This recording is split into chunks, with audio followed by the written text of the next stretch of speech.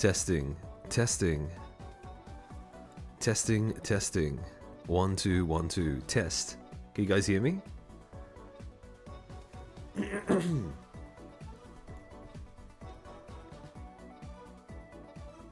Hello? Hey! Hello, hello? Am I coming through? Am I coming through? I should be. We can? Ah, excellent. Okay. Nice to see you guys. Nice to see you guys.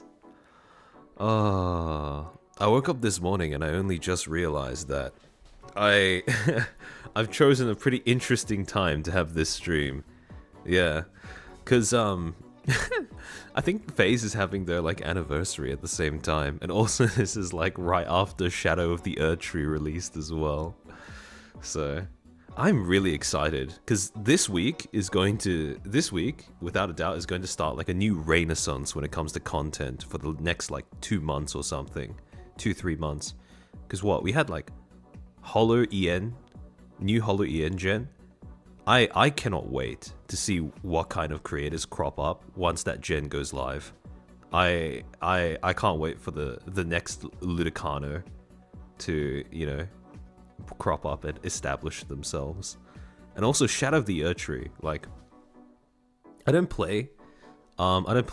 game that often. I've never played a Souls-like, but every time a Souls-like game comes out, anytime anything Elden Ring related comes out, there is always going to be like a wellspring of content just flooding in from that.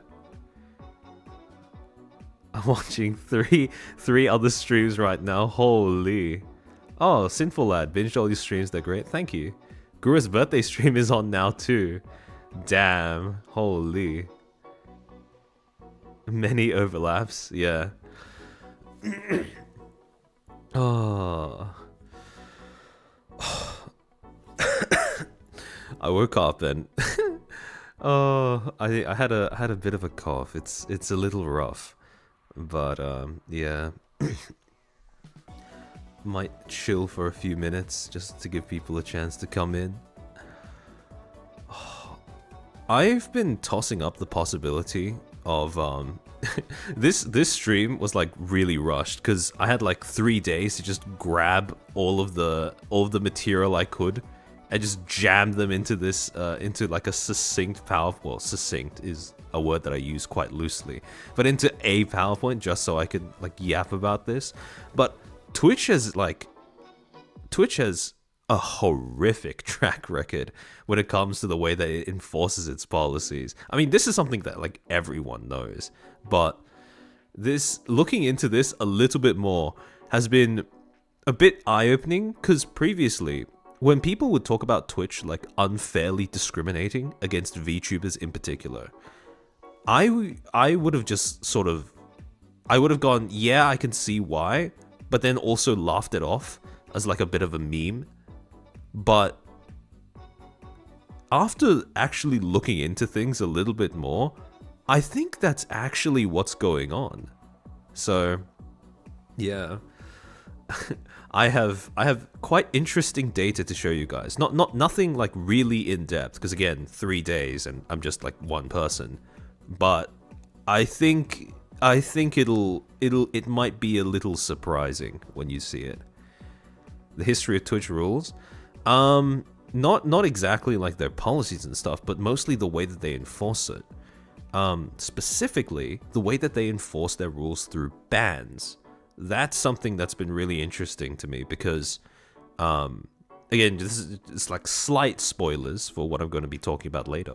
But if you go and look at their top creators for certain categories, and you look at the rate at which bans are enforced among those top creators, you get a really interesting picture when you compare the way that top creators for one category are given bans for a category of infringement on their policies, and how those same infringements are dealt with for another category of creator. Um, no one expected new hologen? Yeah, I certainly didn't. The one Happini, has anyone at Twitch looked at their TOS? As in, is anybody employed that? Yeah, so after looking at the the whole wave of bans that's been going on with VTubers over the past like month or so, I genuinely don't think that there is like a human being behind their moderation system. Like, I really do, I think, and again, this is just me ratting, and me ratting is part of the problem, since I'm saying this because I don't have concrete information from Twitch that they've made public to go off of. But I can only assume that their moderation, like, it's not just their appeal system that's automated, it's the actual moderation system itself, which again is not that out there of an assumption to make, I don't think. But it's not an automated, and again, I'm going to be working off the assumption that it is automated, in which I will say that it's not an automated system that was made well, and it's not working well either. So, props to you. Some people live streaming entire shows, others get banned for showing just a clip. Yeah. Bots hate VTubers, they really do. Maybe it's like an existential crisis when a bot sees a VTuber, they go, that's another being that isn't real. So then they flip out. But assuming it is an automated system, and again, this is somewhere where my lack of knowledge on a specific field, like for example, how you code these bots or how you train algorithms to do, like, you know, platform moderation for you. I don't know a lot about that specifically, but I would assume that the data that they're feeding whatever automated system they're using to moderate the content on their platform is flawed in some way, because it should not be picking up on some of the VTubers that I've seen getting banned. Because again, 3 days, so I haven't had a lot of chance to like really get a big scale like survey or study going. But from what I have seen of the VTubers that have occasionally come on my timeline and stuff like that on Twitter, they don't really, I don't think their models would reasonably get picked up by the system. Because it's just like, okay, so number one, sometimes their models might have like a swimwear toggle, or might have a clothing style that resembles swimwear, especially around the bust or around the waist. But it's a hell of a lot tamer than whatever goes on in the pools and hot tub category, than what goes on in even the fitness and health category.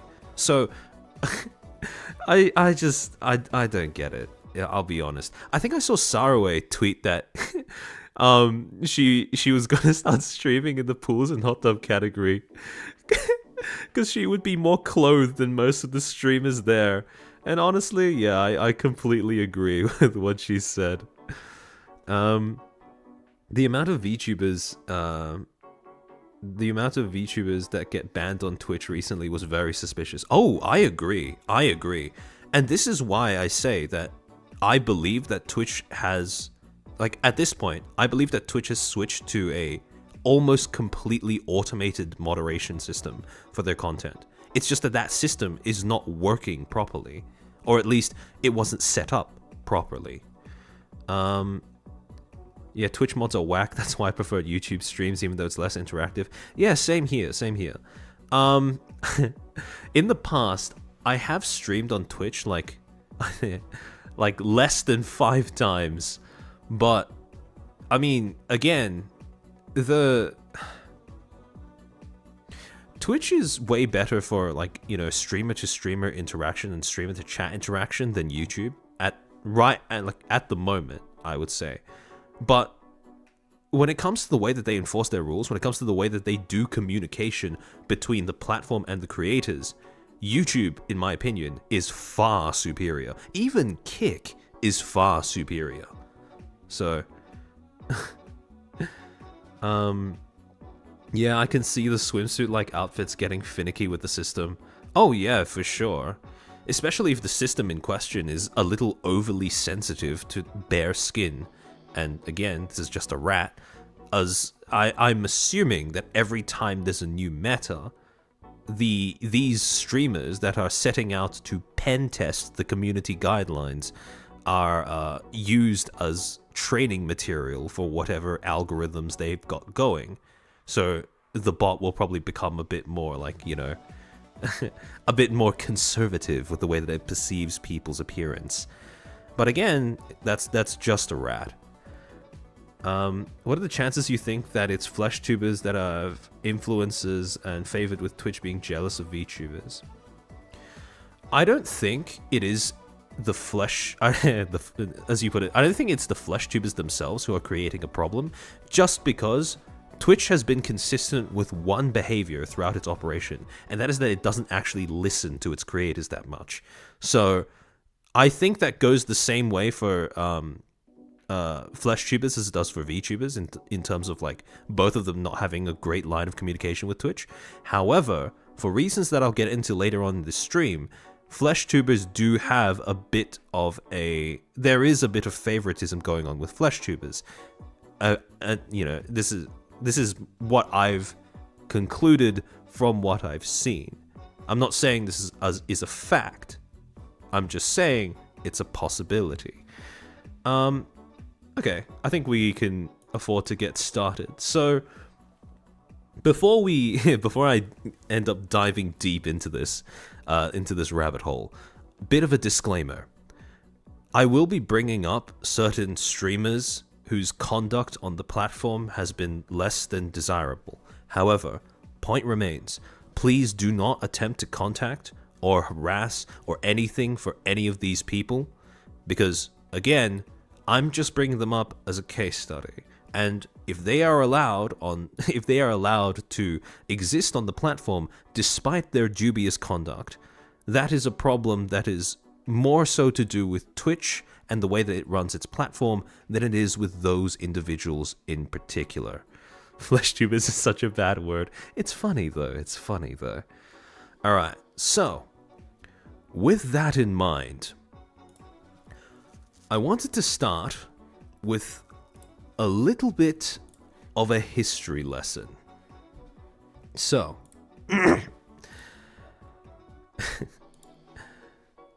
this is a streamer by the name of Kimmikka.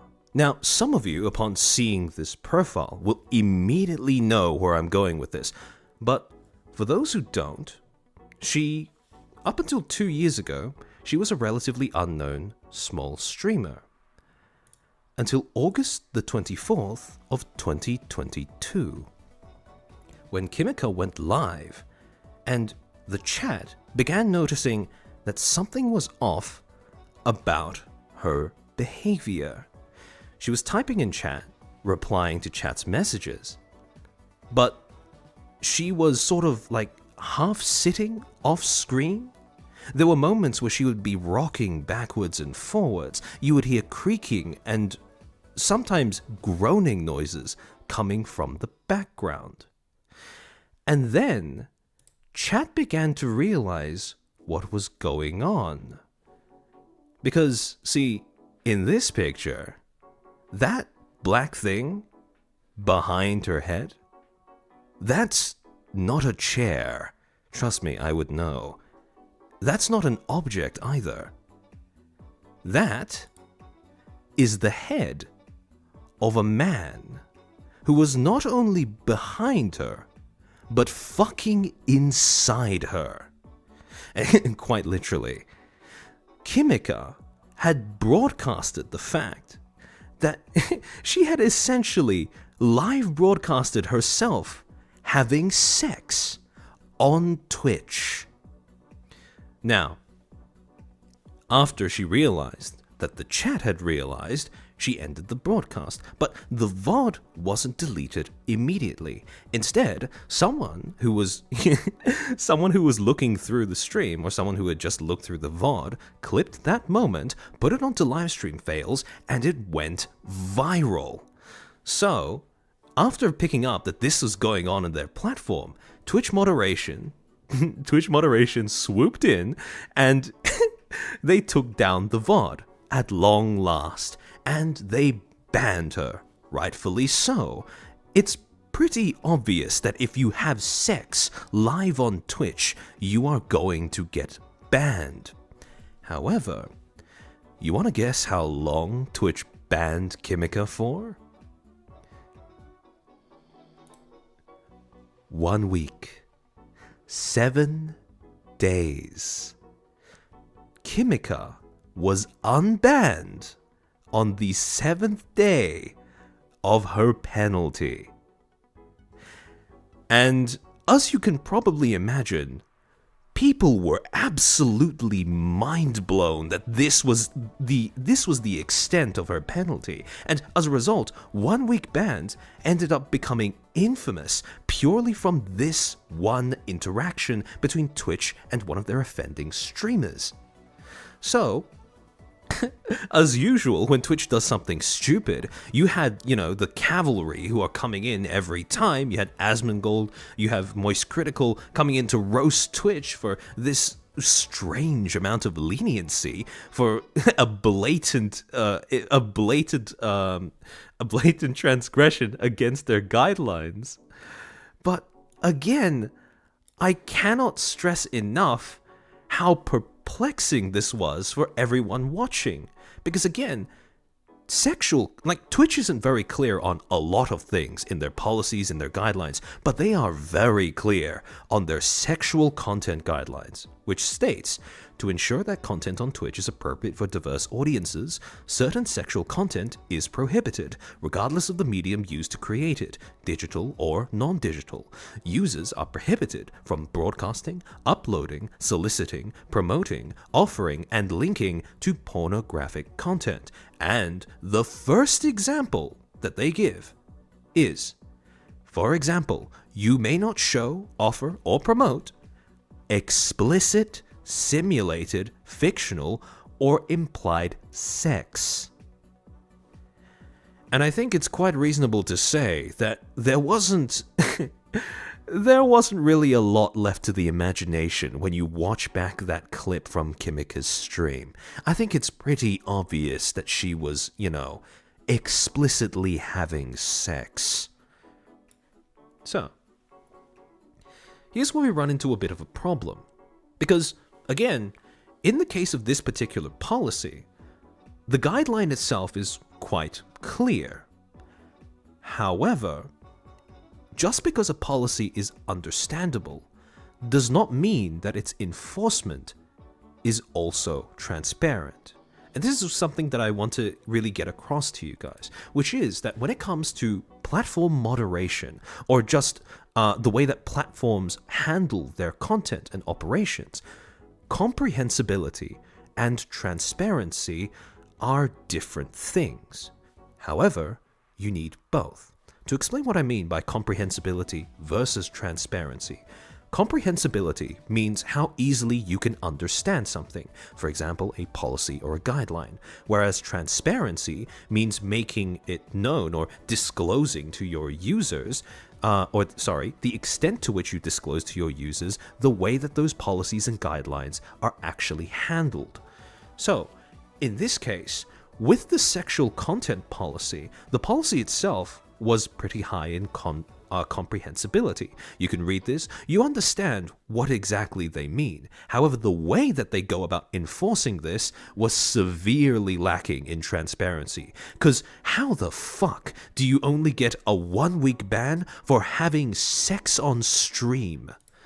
So, just to give you another example, it's possible that you have different combinations of documents or ways of operation that are either higher in transparency or higher in comprehensibility. For example, Something that has transparency but lacks comprehensibility could be things like end-user license agreements, where this is something that is very common, where as soon as you sign up to a service, they will give you a contract or an agreement that you have to sign, but that agreement is not designed in a way that encourages you to read and actually understand it. It's just a massive wall of text and jargon that more often than not does not have any sort of explanation as to what any of it means. So, again, transparency, but no comprehensibility. On the opposite side of the scale, you have things like the way that Twitch enforces its policies. Now, I want to make this very clear right from this point. Sometimes Twitch doesn't even have comprehensibility, because as we'll get into later, there are other parts of its guidelines and policies that are severely lacking in understandability. So, for an example of comprehensibility but no transparency, you have the way that Twitch enforces its sexual content policy. Like I said, if you read it once, you probably understand what it means, but it's really difficult for any of us to tell how exactly that is, coming across in the way that Twitch actually enforces its rules. So, when you look at all of this, you come to realize that there are a few problems on Twitch that really get in the way of having a transparent content moderation system. And these flaws are: 1. There is no differentiation between a ban and a suspension. It's all under the same word. If you get banned, you aren't immediately told, or at least sometimes you aren't immediately told, how long your ban is going to be for. People only realize that they've been now, most of the time, right? It's only a suspension, because the ban elapses after either a few days or maybe 2 weeks or something. But you only find out if you've gotten properly actually banned if you are never given any further communication from Twitch after getting, thrown off the platform. Second thing that gets in the way of transparency is that penalties are administered without a warning system. It's not like YouTube, where you get a 3-strike system before you get banned off of the platform. And it's not like YouTube in the sense that you can sort of redeem yourself. You can earn a grace period from those strikes by getting them removed with extended periods of good behavior. Twitch has no such thing. Again, I can't stress this enough. Creators on Twitch have no idea when they're about to get hit with a ban. And once they do get hit with a ban, you get into the next problem, which is that there are no set penalties for violations of the community guidelines. And on top of that, the violations and penalties that you do receive are inconsistently, if at all, explained to the creators who receive them. And even worse, they seem to be decided case by case. So, why is it that if you have, let's say, a VTuber model that shows a bit more hip than your average one, that you can get banned for 2 weeks, whereas someone who has actually had sex on stream gets banned for only 1? So, and again, I'm not citing definite examples there, but you get what I mean when I say that the way that Twitch enforces policies seems really inconsistent because of the fact that they don't predetermine what penalties apply to what violations. Another thing, just general lack of communication. So, it's no secret that Twitch doesn't really seem to bother talking to its creators, especially around the topic of bans and ban appeals. We've had that made very clear to us over the past 2-3 weeks. But on top of that, and this is the thing that really ties it all together. This is the one problem that makes all of these so much worse, and that is that Twitch relatively often ends up changing its guidelines and its policies and retroactively applying them to all creators, or even creators outside of the demographic that they even change those policies for. And I'll explain what I mean by that in a minute. So, again, when you have an environment where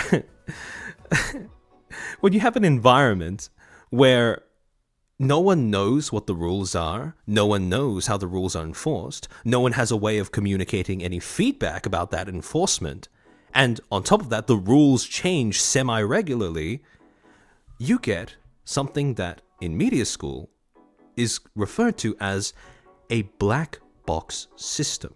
Now, a black box system is basically a term to describe any sort of system or network where you have no clue how its mechanisms operate. Instead, all you're given is the information that is put into that system, the outputs that are thrown up by the system, and you have to, using just this information, try to piece together what the hell is going on in here. Now, you can very clearly see this working in the Kimmikka situation. Because, again, we have no clue how Twitch moderation works. All we have to work off of is what goes in and what comes out. And for some reason, Penis in 1080p went in, and after Twitch moderation did whatever the hell they were doing in there, what came out was actually a good outcome for Kimmikka, because not only was her ban only 1 week, but that whole fiasco basically kickstarted her entire streaming career. She grew massively after this whole thing went down. So, again, one of the problems with the black box system, especially when it comes to moderation, is that you get outcomes that do not at all match what the what the inputs were.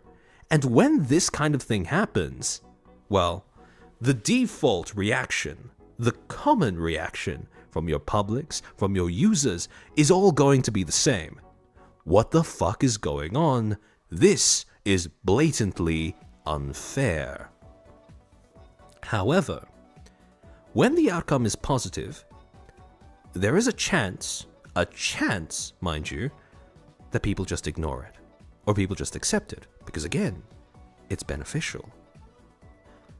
But what happens when you get a black box system, but the outcome is negative? Fast forward about 2 years. June 7th this year, Lynx, a VR creator on Twitch, tweets out the following message. Hey, Dan Clancy, can you please shed some light on something? I and several other VR chat streamers were hit with a 1-day suspension in the last 24 hours. The reason given, inappropriate attire. The reason inappropriate attire was given. If this is true, has Twitch reversed their statement regarding VR chat avatar guidelines that is shown below? Is VR chat no longer considered a game, but an augmented reality platform, where outfits worn by characters in VR chat have to abide by the nudity and attire guidelines followed by IRL and VTubers? I've asked multiple times in partner tickets and was refused any answers of clarification. So already you start to see their sort of feedback system, their ticket system, falling flat on its face. But going on. If this is the case, then can you please let the community know? Because this will dramatically change a lot of people's content. And she included a screenshot from the blog that she was referring to, where Twitch had talked a bit further about their inappropriate attire guidelines. So the question is, how do the new rules about AR avatars impact my content if I stream a virtual reality sandbox game like VR Chat? To which Twitch replies, our policy on augmented reality avatars applies to content where cameras and software are used to capture a person's physical likeness and translate it into a digital overlay. VR Chat is categorized as a game on Twitch, and in-game virtual reality models are not subject to our policy on nudity and attire. However, that content must still comply with our policy on nudity and sexual content in embedded media and games. So again, I want you to keep this in the back of your mind. At this point in time, based off of the media that Lynx has been shown and has been made publicly available to her, VR Chat is supposed to be categorized as a game. Except, there was a small problem. This was an outdated blog. And Twitch would clarify that in a reply from Twitch support. Hey Lynx, We are in the process of sending communications to VTubers and specifically VR chat streamers, but for the purposes of responding to this question directly, yes, this old blog from 2020 is no longer correct. We recognize that this may not have been completely clear given the prior blog you highlighted and apologize for this. We will update this. These streamers' warnings, including yours, have now been removed. VR chat streamers will now have to follow the same attire guidelines as normal streams. Now, there are quite a few things wrong with this statement. First of all, I don't really understand why VR chat streamers, despite being classed as a game, are now needing to follow the same attire guidelines as IRL streamers. Because again, there's no such thing as a nip slip when you are using a virtual model to stream. But the second thing as well is that they admit that they had updated their blog, they had updated their rules and policies, but they also acknowledged that they didn't make this very clear to the creators who have to shape their content around those policies. So again, this comes into the thing that I mentioned earlier, where the regularity with which Twitch ends up changing its policies and guidelines ends up screwing over creators, because they will change them, but they won't bother making it clear to all of their creators, or even all the different groups of creators that operate on their platform, what's been changed and how it affects them. So, Lynx then replies, "In the spirit of continuing clarification, this rule only applies to streamers who use VR in VR chat, correct? So how does this apply to streamers who play the desktop version with no body tracking? Are you now basing your TOS and guidelines based on how a game is played now? Secondly, if you're treating the entirety of VR chat the same way, even in desktop mode, then isn't every game out there that allows for custom character creation subject to this as well? I don't know of another game on Twitch where the guidelines apply differently based on how you play the game." And again, this is a really good point. I feel like there's a can of worms being opened here. Now, Lynx probably could not have predicted that. But this statement, that there was a can of worms waiting to be opened there, was about to become very painfully true for Twitch. The next day, they would update their policies, saying, in a quote tweet to their reply to Lynx, "We made a change to our enforcement guidelines recently regarding the application of our attire policy to VR chat streams. We received a lot of feedback from the VR chat community about the confusion this has caused, especially since it was not accompanied by a change into our published policy guidelines." Again, I'm just going to interrupt for a second. Why the fuck was there not... Why was it not accompanied by a change to our published policy guidelines? What are they expecting their streamers to do? These are content creators who probably are not going to be digging into your blogs just to find out what your policies have been changed to. If you're going to make a change to your policy, make it public, make it clear, announce it everywhere. So I don't really understand why this was not the default approach, especially for a streaming platform as large as Twitch. Also, moving on.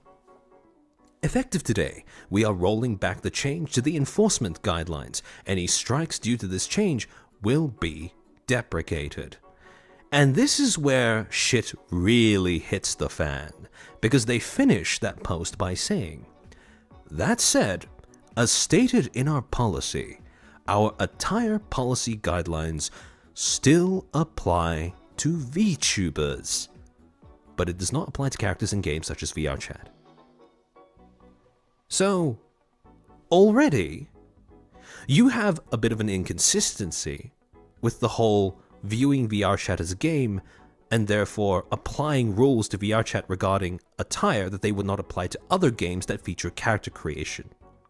But on top of that, you have the added inconsistency of them making some sort of arbitrary separation between VTubers and VR chat streamers, where in actuality, both of them use augmented reality technology to stream. So again, this is wild to me. And it was wild to other people looking at this tweet as well, because you had every large indie VTuber and their mother and dog coming in to dunk on Twitch for saying this. So you had Saraway saying, "I'll stream in the hot tub category from now on every time I'm in 3D, if you don't mind. I'm not as naked as most streamers there." She's got a point too.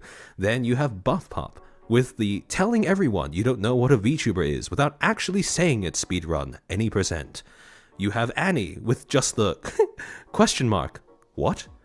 Lucy. So what I'm hearing is that I can wear absolutely anything I want as long as I set the category to VR chat and have a convincing 3D background. This makes no sense. Be so for real. Ebby with the I hate it here. And I love how all of these other streamers were like kind of being snarky, kind of being like, you know, jabbing Twitch a little bit in the side. And then Camila just comes in with the dog shit. 3D models on VR chat that are practically naked and get waved around on camera for hours so people can jerk off. But VTubers can't even show a little bit of underboob. It's so incredibly unfair. Either allow both parties or don't let either at all. And again, this was a sentiment shared by pretty much all of the VTubers who saw this announcement from Twitch. And this is a sentiment that I think it's fair to say is quite fair.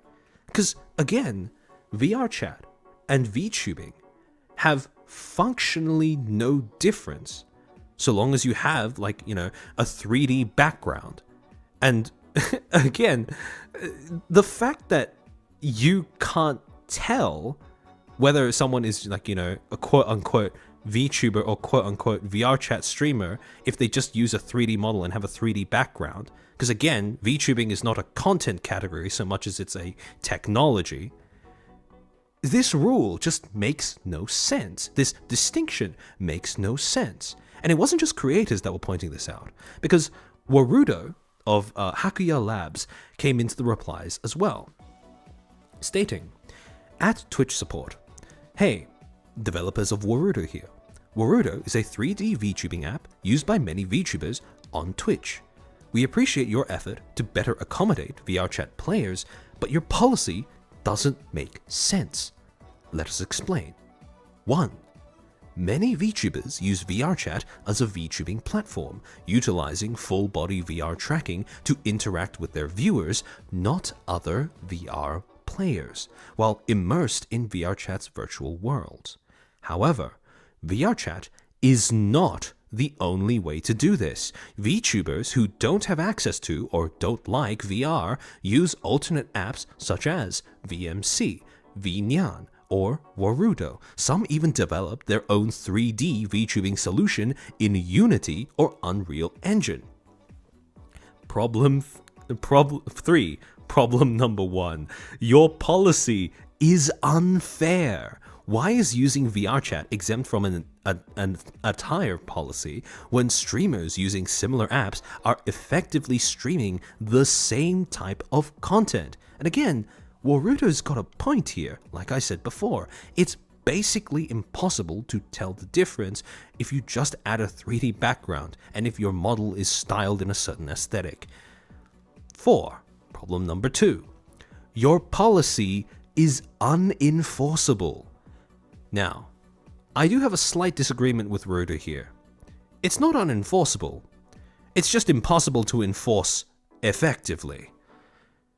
If using the same avatar, same background, and without other VR players present, VR chat is literally indistinguishable from other VTubing apps. You are pushing all 3D VTubers to just use the VR chat tag regardless of what they use to stream. Please fix this. The VTubing community is more than happy to answer any questions you might have and collaborate on a fair policy. At Twitch, at Dan Clancy. So, Itsumonite, Waruda came in with the steel chair. Yeah, they kind of did. Because, again, it's one thing to have all of these streamers coming in to sort of, dogpile on Twitch, rightfully so. But here, you have someone with actual technical knowledge schooling Twitch on why their policy makes no sense and is completely unjustified. And we would see exactly how this comes to affect people. Because the next day, Layna Lazar got... she tweeted out that she got a confirmation from her Twitch rep. Not even from, Twitch directly or officially. Just from her Twitch rep. That she would be getting a 24-hour ban sometime that week due to, quote, inappropriate attire. She states, I was lucky enough to be told ahead of time, but VTuber mutuals, heads up, as most likely a lot of you will be hit with bans this week as well. In the business, we call this foreshadowing. She goes on, quote, not enough cover in the pelvic area, unquote. To be clear, so anyone with high-waisted outfits or little panties, I salute you. True to her word, later that week, Layna was indeed banned off of Twitch. And then she tweeted, I was told ahead of time that I would get a 24-hour ban, but not what day. So, that day is today.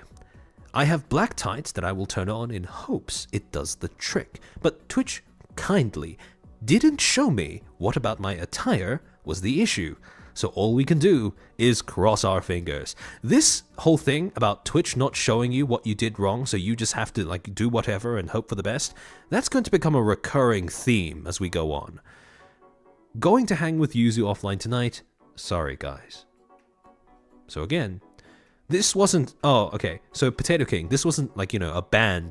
This was just a one-day ban. Basically a one-day suspension. But again, because of the way that Twitch communicates, it's kind of hard to tell the difference if you just read what they're saying. So, again, you have this situation where a streamer has been banned, told unofficially that they are going to be banned ahead of time, but not told by either the unofficial or the official source when exactly that ban would occur ahead of time. And on top of that, when they were banned, they weren't even told what they did wrong. Because this, I would assume, is the screenshot of what Twitch actually sent to Layna. So, reason, inappropriate attire, uploading content or streaming yourself, co-hosts or guests wearing attire that violates our nudity and attire policy, link included, including showing visible outlines of genitals or exposed underbust. Examples of violative conduct include, but are not limited to, featuring someone that is wearing a Speedo or bikini while cooking, featuring someone that is intentionally exposing clear, visible bulges or outlines of their genitals, using an augmented reality avatar on stream that has insufficient coverage. Now, again, if you just read through these dot points, the phrasing is vague as hell. What does visible bulges mean? And again, the problem with this is that it only makes sense if you put it side by side with examples of what Twitch is trying to combat with the way that they've worded this policy. And again, I want you to put a pin in that idea because we're gonna come back to that later. But even the next point, insufficient coverage. What the hell does that mean? Again, when it comes to actually giving examples, all they said was where the violation occurred, on stream or VOD. And on top of that, content related to the violation may be removed. So if the content is removed, and if they don't specify with screenshots or at least a timestamp on the VOD as to where the offense took place, how the hell is the creator supposed to know what they're supposed to do differently next time? So, again, it doesn't make any sense. And of course, you have the, suspension length 1 day, no mention of when it's going to happen, just 1 day. So, with this being the case, right, we have only two things to work off of at this point when it comes to trying to figure out the mechanism of how this policy is being enforced. We have Layna specifying that it was not enough cover in the pelvic area, and we have this vague as hell justification for her ban. However, it does include a link to their nudity and attire policy, which we're going to look through now. Here is what their policy states. In order to set consistent standards that allow creators to express themselves without exposing our community to inappropriate content. I think we all know what they mean when they say exposing our community to inappropriate content. We have an attire policy with detailed examples below. We aim to be transparent, that's a funny joke, around our standards and expectations to empower creative expression and boost creators' confidence with a clear understanding of our guidelines. Now, in stark contrast to their sexual content policy, as we read through this, you may find that this is a lot less comprehensible. Not only is it significantly more so of a wall of text, but even the language that they use is not very specific when it comes to exactly what they mean by their attire requirements. So, standard guidelines. We don't permit streamers, their co-hosts, or their invited guests to be fully or partially nude, exposing genitals or buttocks. Nor do we permit streamers to imply or suggest that they are fully or partially nude, including, but not limited to, covering breasts or genitals with objects or sensor bars. We do not permit visible outline of genitals, even when covered. Broadcast nude or partially nude minors is always prohibited, regardless of context. Now, the last sentence is a bit of a no-brainer, but the sentence that comes right before that, we do not permit the visible outlines of genitals, even when covered. Men on Twitch, if you've got a big member, then skill issue, I suppose. For those who present as women, we ask that you cover your nipples and areolas, and do not expose underbust. Cleavage is unrestricted as long as these coverage requirements are met and it is clear that the streamer is wearing clothing. Again, I want you to keep in mind that throughout this entire thing, we have not gotten a single photo, we've not gotten a single screenshot, we've not gotten a single VOD clip or recording. So we are left to imagine, picture in our minds what they mean by all of this. For all streamers, you must cover the area extending from your hips to the bottom of your pelvis and buttocks. For those areas of the body where coverage is required, the coverage must be fully opaque. Sheer or partially see-through clothing does not constitute coverage. And again, there is a reason why their policy is worded this way, in a way that is so oddly specific, but also very unspecific in the way that the overall message is conveyed. Contextual exceptions. Now this is where we get into the real meat and bones of what this policy is actually trying to say. IRL streaming. Streamers, their co-hosts, and invited guests engaging in general IRL streaming outside of the home must follow body coverage expectations. Those passing through the background of your stream are not held to the standard dress code requirement, and the content does not have to be placed in the pools, hot tubs, and beaches category, but broadcasting nudity is not permitted regardless of context. If accidental nudity appears on your stream, we expect you to take immediate action, remove the content, and take precautionary steps so it won't happen again. You should not focus your stream on anyone violating our clothing or sexual content standards. You will be held accountable for doing so to the same extent as if you were violating the standards yourself. So again, it states pretty clearly that they don't allow nudity.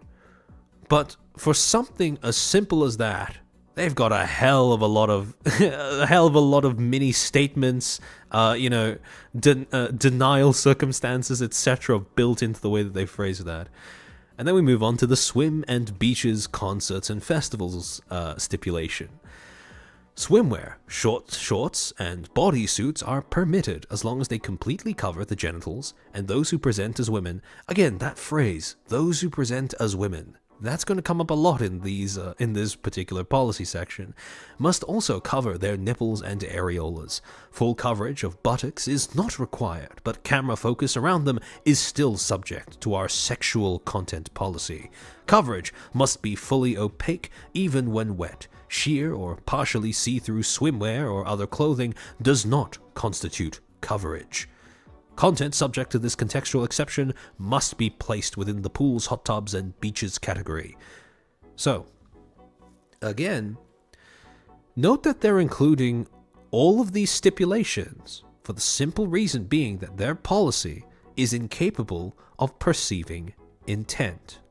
Because regardless of however much you may be clothed or however much of your quote-unquote essential areas are clothed or covered, if you are trying to make content that is sexual in nature, if that is indeed your intention, you can theoretically satisfy all of these stipulations, but your content will still be the same. The next stipulation they have is body art. Again, basically just you're allowed to paint so long as you're not painting anything sexual. I remember when they first updated this section where body art did not just include painting on the body but painting body parts. When they first updated that like a few months ago, I think it was Annie that got banned. Annie the Fox got banned for drawing a penis live on stream. So again, it's kind of interesting that when someone draws genitalia,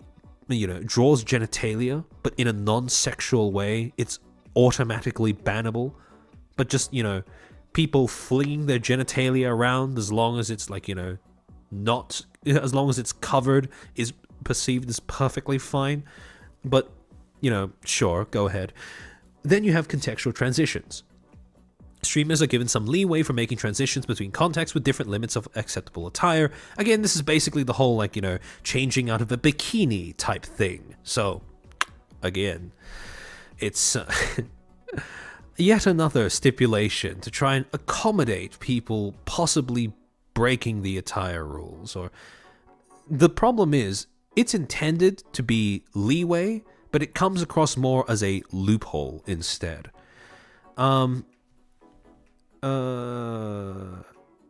Kyotsuyoi. I'm guessing trans-friendly for why they use presenting as women. See, I would guess that too, but as I've looked into this more and more, I've come to the conclusion that it's at least not just to do with being trans-friendly. It's because these rules are written to address a very specific demographic of Twitch streamers, even though they're applied to all Twitch streamers in general. Again, moving on. To the attire FAQs. What clothing is appropriate for my stream?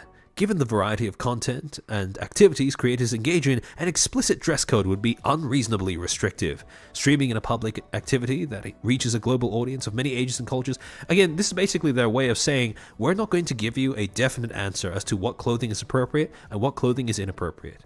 In which case, I can only assume that the violations, and therefore the penalties when it comes to enforcing this policy, is decided on a case-by-case basis, just like I said earlier.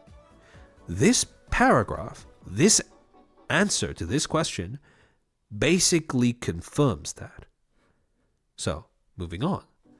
Why aren't there specific rules about what clothing is and isn't allowed on Twitch?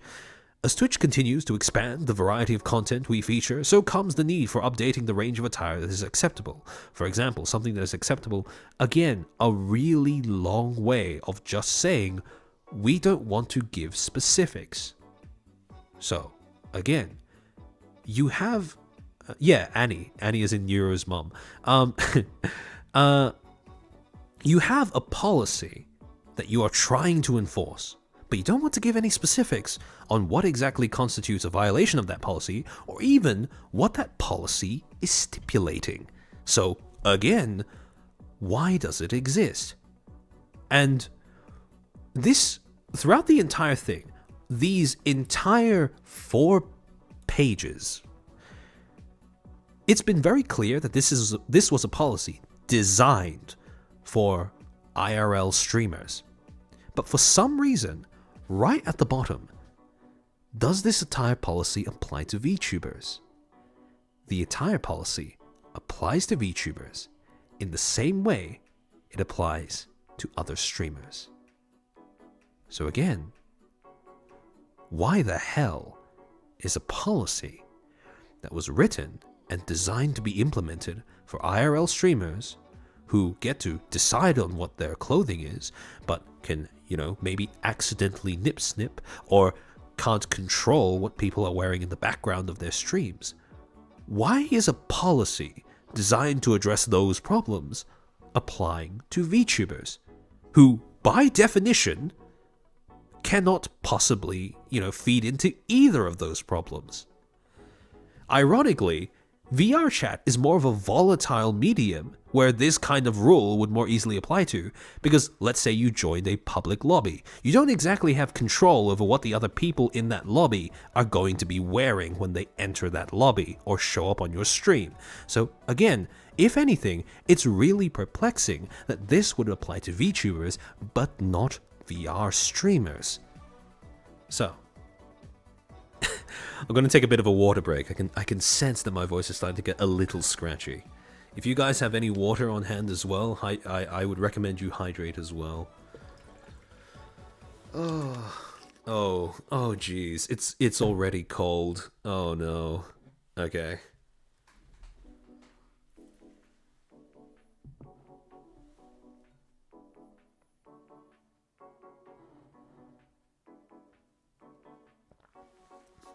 iPout, do you think Twitch doesn't give specific details because they're afraid of people finding loopholes? See, the problem is, they give pretty specific details when it comes to, like, trying to give examples of what does and does not constitute their, what doesn't constitute a violation of their policy in the guidelines themselves. So, again, they are being specific. The only place where they're not being specific is when it comes to telling creators who have violated their policies what has actually violated them. And again, this is a bit of a backwards approach, because why would you in your guidelines try to cover as many examples as possible, but when it comes to actual offenses, not bother specifying at all? So again, to answer your question, I don't think it's because that they're afraid of people finding loopholes, or at least it's not just because of that. Because if that was the case, they would be doing this the other way round. But as I'll get into in a bit, I do think that they have a that this is a way of pussyfooting around an issue that they've had for quite a while. Australian winter is basically frozen hell. Yeah, that's quite accurate. Or at least it feels like frozen hell to us when we live in Australia. Because, again, this is a country where you automatically associate it with hot summers and bushfires. So we are very used to warmer temperatures. Pandering to the T crowd is let Twitch have them, but let the Twitch VTubers out entirely. See how much of the success they get by pandering to the group. I don't think they're pandering. I don't think this is an example. Well, at least I don't think they're pandering to trans people. They're pandering to another demographic. Okay. So anyways, pussyfooting. I'm having too literal an image of this. Oh dear. I feel like the word has been ruined now, because I can't say, like, for example, pussycat or pussyfoot anymore without people automatically thinking of female genitalia, which is a bit of a shame. I like the word, but yeah. Australia's either flooded or on fire. Accurate. I mean, there's a reason why it's like a recurring joke that the Monster Hunter universe is just, alternate Australia. But yeah. Okay, so when you take all of these circumstances together, right, you have an inconsistently worded and applied policy that is implemented with incompetent communication, and you put it together with just general unfairness, right? You have a situation where it is only a matter of time before somebody gets fucked over. And on June 14th, that would finally come to pass, when a streamer by the name of KokoNuts was banned from Twitch. So, on the first day after her ban, KokoNuts tweeted out, "Hey, at Twitch support, at Twitch, could I talk to a real person about my ban instead of your shitty automated email response? I'd really like to know why I'm getting the same length of ban as someone who had sex on stream." So this tweet tells us two things. One, that the automated reply system was fucking someone over yet again who was simply trying to get clarification or at least feedback on why they were banned, what their offense was.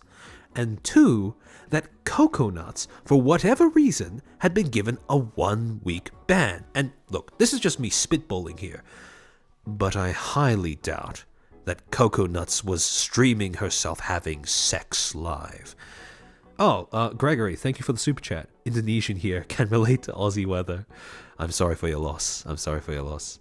But yeah, Twitch support then replies, "Hey Coco, I can see that you have appealed this suspension and that it was manually reviewed by the team and subsequently denied. The social team are unable to alter this outcome." So again, doesn't really answer her question, doesn't address what she's saying, but go off, King. KokoNuts then replies, "I didn't appeal anything. I asked why, and y'all told me, too bad, Lamau. How am I supposed to appeal something when I don't even know what I did wrong?" And again, this gets into the whole pointlessness of having an appeal system where you don't even bother to tell the creators that you're penalizing what exactly they got wrong. And yet again, we were being shown in real time an example of a black box system fucking someone over. Except this time they were actually fucking someone over, because this was an output that was not beneficial in the slightest to Coco. She'd been given a 1-week ban with no notice, no explanation, and no reply from Twitch. So, there are two main problems when we look at this whole situation. One is that Twitch has zero transparency over why she got banned and what she did that got her banned. So, and the second thing is they don't even have comprehensibility this time because their attire policy is a mess. So, again, it boggles the mind as to why why this policy that was very obviously designed for IRL streams and streamers ended up applying to VTubers specifically. Not even VTubers and VR chat streamers, I would like to remind you. So, again, before we go into this a bit deeper, I want to quickly define what exactly I mean when I say transparency and comprehensibility in terms of how they can be applied to the way a platform operates. So, for those who don't know, the Santa Clara principles were a series of just basic rules that a bunch of academics, experts in online content and platforms, and just human rights activists, or just how do I put this? Online ethics activists, I suppose. They all, basically a group of people all got together in Santa Clara and came up with a bunch of principles that platforms were supposed to follow in order to ensure that they had, a series of policies and, a method of operation that was both transparent and comprehensible to their users. So, just quickly going through what some of these principles are. Let me just check that it's showing up properly on stream. I might have to wait a few seconds. I'm in Dan Clancy's Discord. Oh, I want to ask him directly about the policies. I'll be very honest, I don't think he'll be able to say anything, or at least I don't think he will say anything, because of how how they very much seem to be designed to be unclear. So anyways, these are the basically the first iteration of the Santa Clara principles, and this is what we're going to be working off of because they're like the easiest ones to grasp. There were 3 principles. The first is that there would be a disclosure of numbers. Basically, what this principle means is that platforms would have to come out with a yearly or either biannual report that stated how they were operating. So reporting on statistics such as the total number of discrete posts and accounts flagged, total number of discrete posts removed, accounts suspended, total number of discrete posts and accounts flagged, the number of discrete posts removed and accounts suspended. Again, basically statistics that show how they are enforcing their rules. The second principle is notice, which is basically that whenever a platform changes part of their guidelines or policies or enforces their guidelines or policies, they have to give notice to the communities and users that populate that platform in advance. On top of that, it's not just letting them know. It states here that companies should also provide an explanation of how automated detection is used across each category of content, which basically means that, again, we all know that it's impossible to manually review all the content that is being put onto a platform. Automated systems are a must. However, at the same time, just because you use an automated system does not mean you automatically get a pass to make that system as incomprehensible as possible. Here, this principle was basically designed to ensure that regardless of what automated system they use, regardless of how their algorithms work, platforms should let their users know how those automated systems work. What would be picked up by the algorithm? What is fed into the algorithm? What would be penalized by the algorithm? All of these things are things that people using your platform deserve to know. And that was the principle behind this. The third principle is appeal. Again, this is pretty self-explanatory. Basically, any decision to enforce your guidelines or policies on an individual user, creator, or community should be accompanied by a right to appeal, which means that these people should be able to communicate with a human being, right? Not an automated email system, not a ticket system with not a single human in sight, but an actual person is supposed to be able to talk you through why that decision was made should you look to appeal it, or at least even if, let's say the platform in question failed at giving you notice, you should at least be able to contact a human being who's able to explain to you what you did wrong.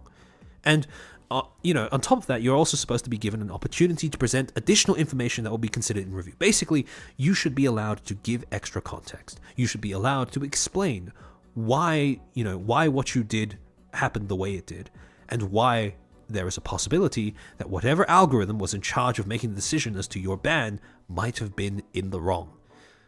Next thing, notification of the results of the review and statement of reasoning, sufficient to allow the user to understand the decision. Again, this is not just about transparency.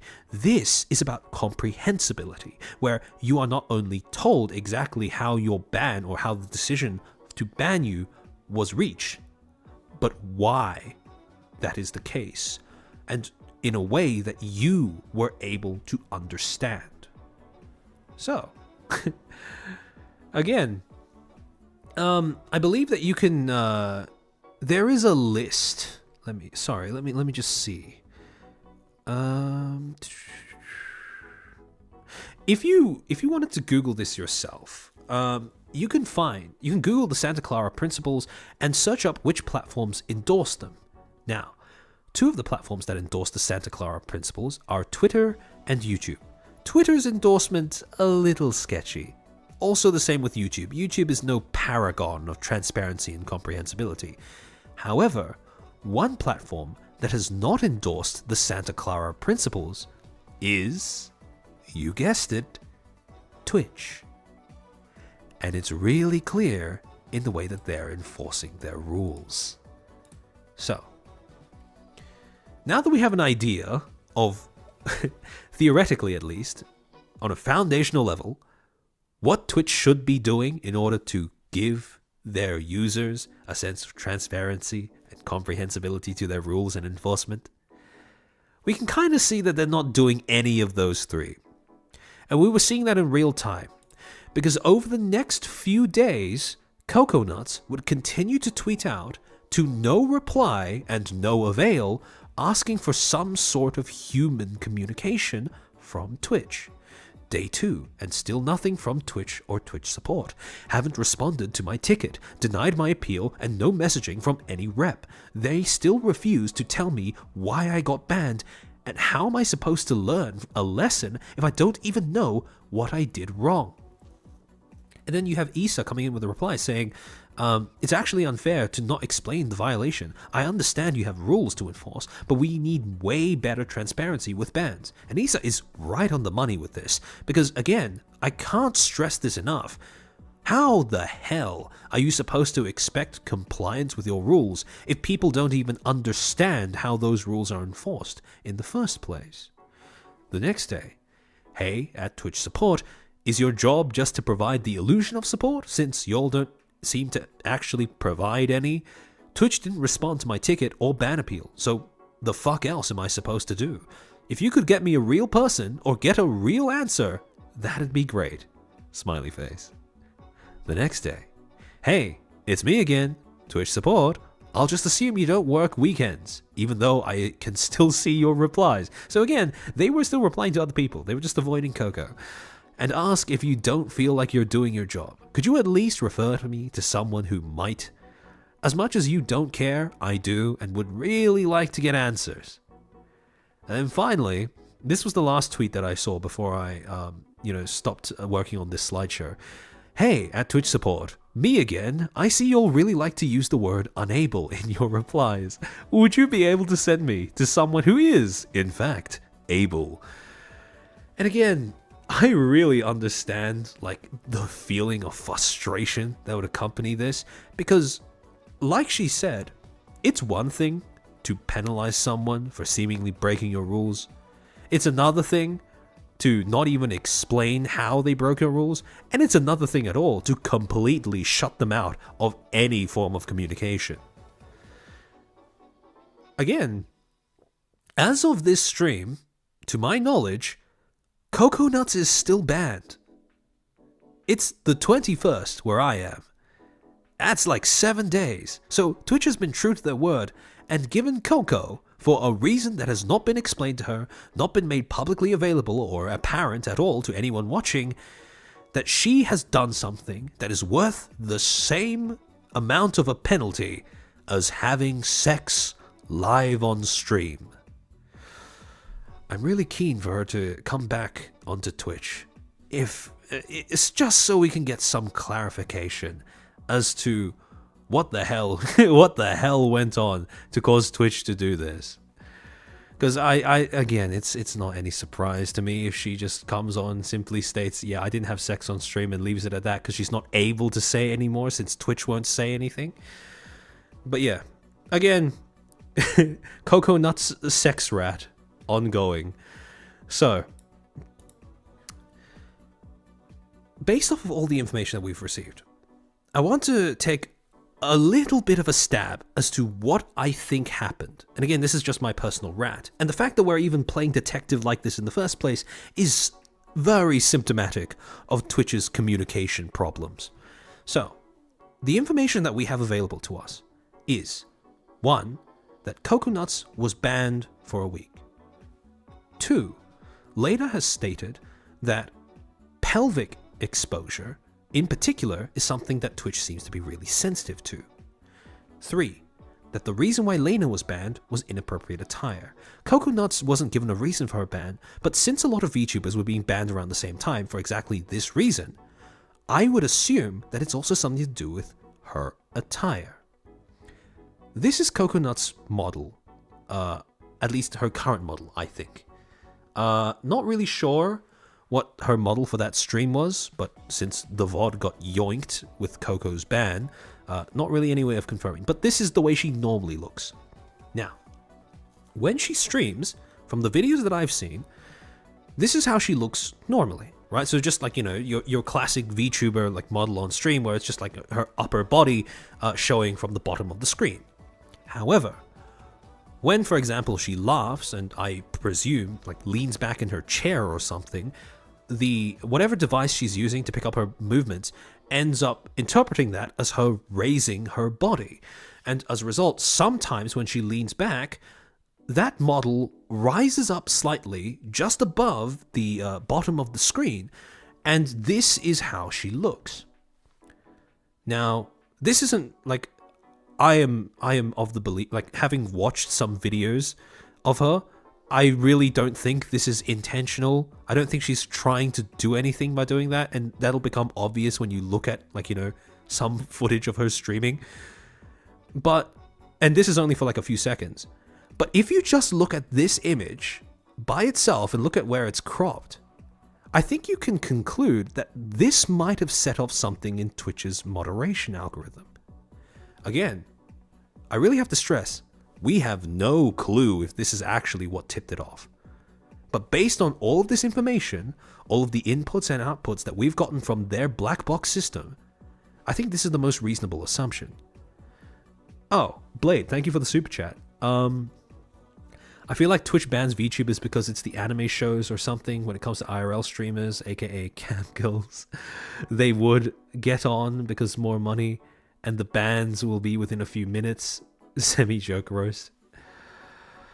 Don't worry, we're going to be talking about those IRL streamers in a bit. But again, this is my chair head is blocking it. Okay, wait, sorry, I didn't realize that. Let me move myself.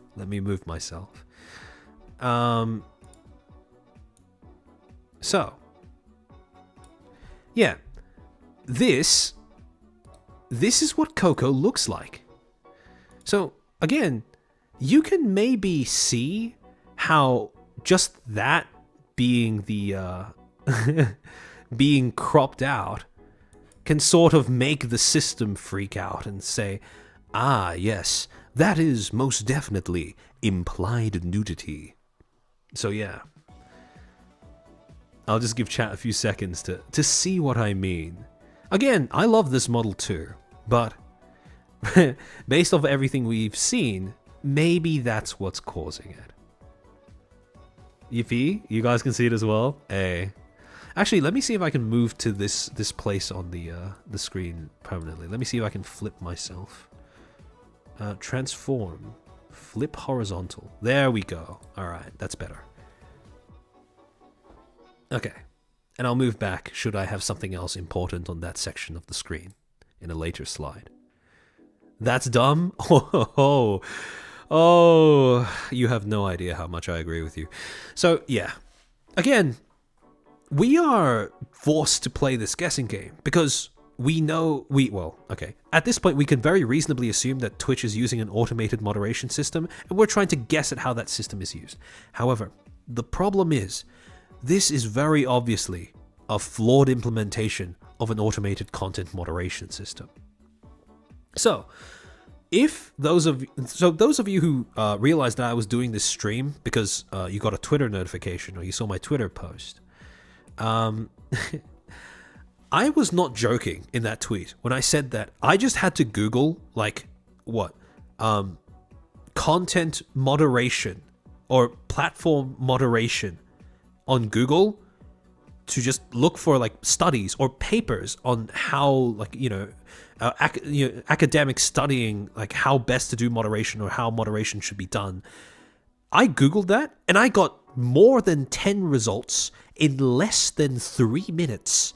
So from that, there were 12 papers in particular that caught my eye. Now, some of them, admittedly, were only tangentially related to the case study that we're working with right now, where it's mostly about transparency, comprehensibility. There were some papers that were only talking about things like, for example, the link between ensuring democracy and the need for transparency in your content moderation systems, or trying to apply it on like a society-wide scale, or trying to advise governments on how to legislate around ensuring transparency on platforms. And again, all of that is interesting, all of that is related, but it's not immediately applicable per se to this particular case. So I've condensed that list of 12 down to just 2. And this is the first one. This was a paper that was written, I believe, in Korea, about people who were trying to... This is like, if you want to read this for yourself, it's pretty short. It's only like 6 pages, so I would recommend it. But it's basically a paper that is oriented around how do we get people to actually better understand how automated systems and algorithms are used to moderate content on platforms. So, part of their analysis of the whole thing were that automating the way that you moderate your content comes with a few risks. First, the risk of wrong or deceptive outputs. I think Twitch is very much guilty of this, where we will see the outcomes of their moderation system and be baffled as to how any human being would be able to logically conclude that the outcome matches the offense. And again, to be fair, there is a reason for that. Because at this point, I think we all agree, or would agree, that it's not a human being making these decisions. Second, loss of trustworthiness. Twitch is long sailed past this point of no return. I don't think anybody trusts Twitch's moderation system nowadays. They haven't for years, I don't think. So yeah. And the third, and this is what's happening now, and this tends to happen in waves when it comes to Twitch and their policy and guidelines. User dissatisfaction and or departure. Now, we haven't seen any really high profile departures when it comes to big VTubers on Twitch, I don't think. But a few more years of this, and I am a little concerned that we might. And again, even if there are big VTubers who decide to leave the platform purely because of the way that they go about enforcing their rules, and how VTubers seem to be disproportionately affected by that, I wouldn't blame them. So, this paper proposes 2 main countermeasures to these risks, or 2 main ways of mitigating these risks. First is disclosure and transparency, by letting users know that you're using algorithms and automation, and letting them know how those algorithms and automated systems work. The example that the paper gave was having a small section on your website where users can actually test inputting different things and see how that particular algorithm responds. Now, Twitch is probably never going to do that because, well, it's Twitch. But again, it's all coming back down to the principle of making sure that not only is there transparency, but there is comprehensibility. Second countermeasure is establishing a system for collecting user feedback. Now, Twitch has a system. It's just not a functional system because everything is automated and people aren't getting replies. That feedback does not seem to be going anywhere. So, again, you can clearly see that Twitch is falling victim to all 3 of these risks and implementing, at least the way it looks, none of these countermeasures. The next study that I want to highlight to you guys is this one that was done on Reddit moderation, where this was basically a study that asked the question, does transparency in content moderation actually do anything?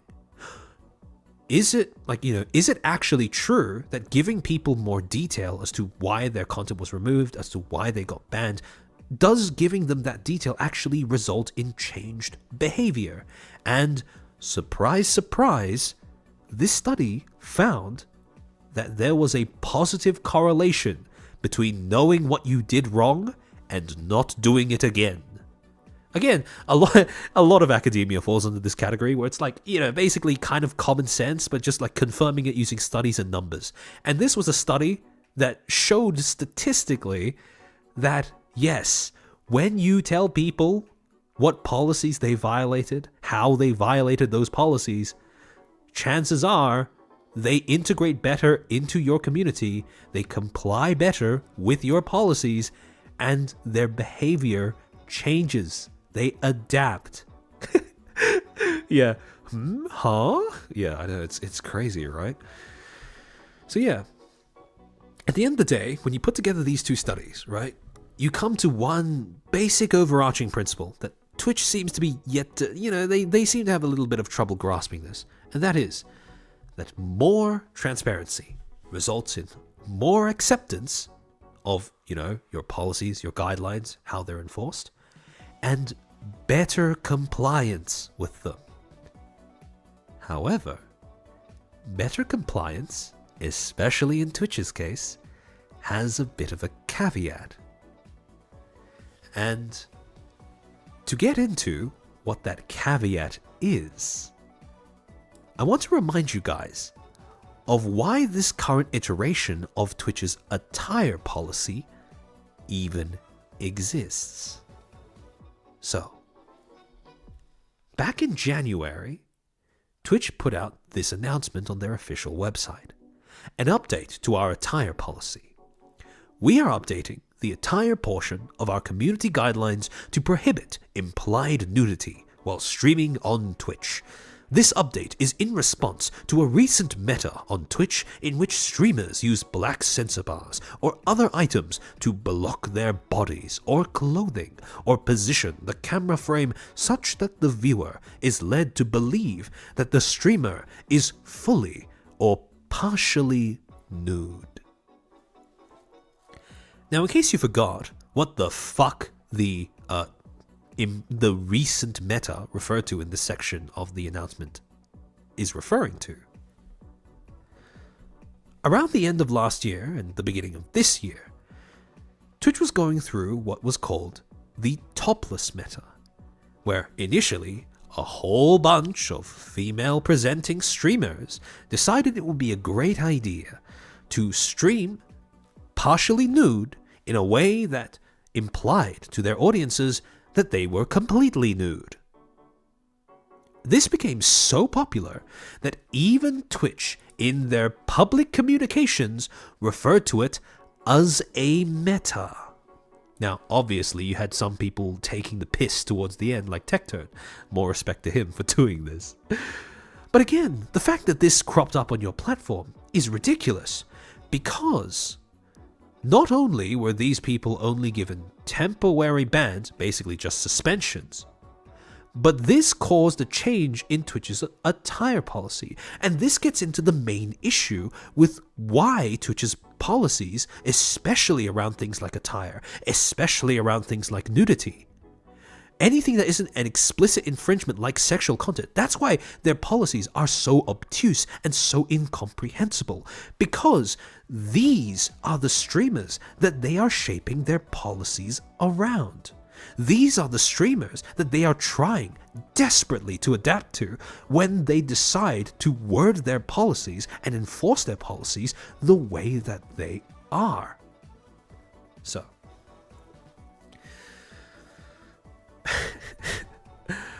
I've come up with a name for streamers like these, and that is Twitch.tv's very own Community Guidelines Penetration Testers. Now, for those who don't know what a penetration tester is, it's a term that's used in cybersecurity, where basically you are employed as a hacker to try and break into a system so that you can report to whoever's employing you on what the weaknesses of that system are, what the vulnerabilities of that system are.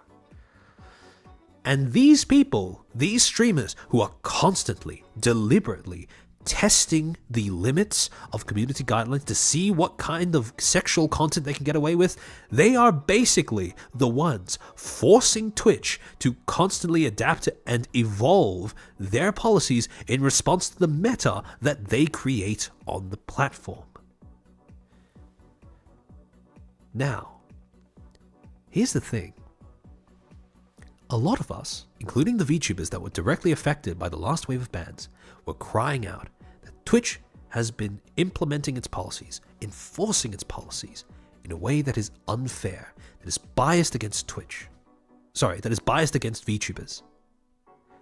And again, I said right at the beginning of this stream that I would have thought that it was like, I can see why people think that way, but it's just a meme, right? Except, I decided to do some digging. And again, this is like really basic numerical stuff, right? This is all findable. You can confirm this yourself by just doing a series of Google searches like I did. But I decided to do some digging. The first thing that I needed to find out were the top streamers that were likely, the top community guideline penetration testers that are on Twitch. So for this, obviously, if I were to go looking for these people, I would go looking in the category that Twitch created just for them. So I Googled most watched pools, hot tubs, and beaches streamers. And I got this list.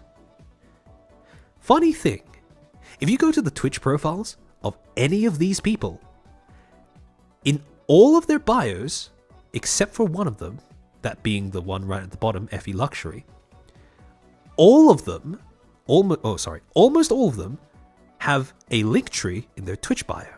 And when you click on that link tree, among the top 3 links on that link tree page, somewhere in there is going to be an OnlyFans.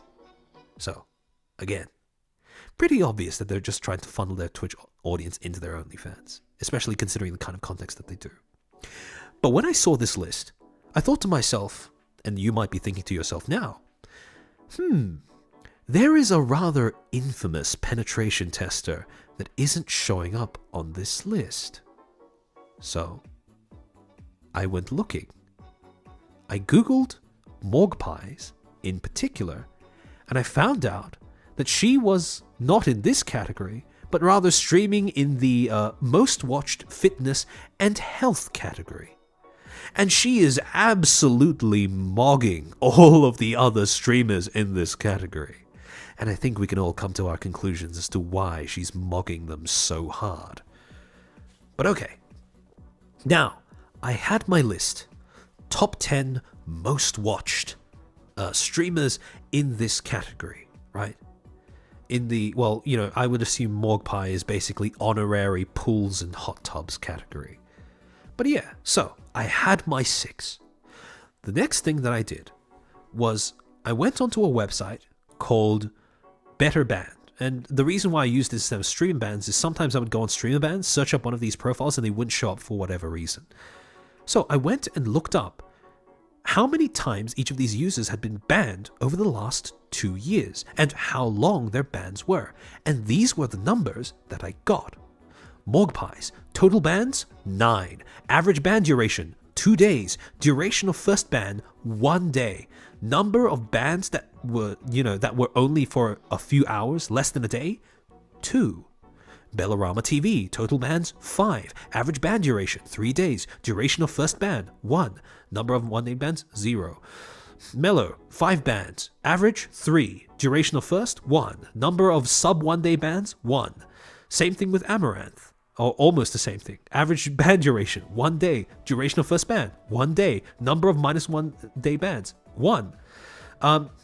The only outlier was XO Ariel, who had not received any bans over the last 2 years. So again, I think from memory, she still had an OnlyFans linked in her bio, but I would assume that she's not doing anything too egregious, at least. I don't watch her content, so I wouldn't know. But then you have FE Luxury. Total bans, 7. Average ban duration, not even a day. Half a day. 12 hours.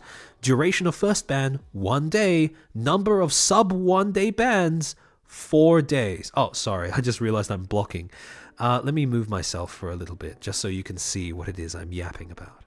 That was Amaranth's entry, by the way. I'll just move myself here. But yeah, so... Oh, Blade, thank you for the super chat. Twitch dislikes very sexual stuff. The sad part is since some of the cam girls rules changed, all I know is that Alinity, because yeah, Twitch employees being disliked because being called out or simps. Yeah. So again, the first thing you might realize when you look at these statistics is that almost all of them have a ban number that exceeds 5. The next thing you might notice is that the duration of their first day bans all average 1 day, just one. So not only is it that they are relatively frequent offenders, but their penalties are actually quite low. Second thing you might realize is that a lot of them have sub 1 day bans. Now, spoiler warning, I went and did the exact same thing for the most watched VR chat streamers and the most watched VTubers on Twitch. And in both of those categories, this was not even worth taking into consideration because of the fact that basically none of them had any bans that went below 1 day. So that's kind of crazy. But anyways, I then decided to make a graph of the last 2 years to see where these bans happen to overlap with one another. This is what that graph looks like. Let me just move my model, flip it over. Okay, there we go. Yeah, now, this is a little weird. You can immediately see that you can kind of tell that these are the people that are forcing Twitch to like evolve. These are people shaping metas because their bans come in waves and their peaks ebb and flow. I don't know what the fuck was going on in March. I don't quite remember. But whatever was happening got a lot of them banned. And usually what would happen is these streamers would establish a new meta, then Twitch would change their content policies, and then a wave of bans would come in as they were now retroactively having those policies enforced.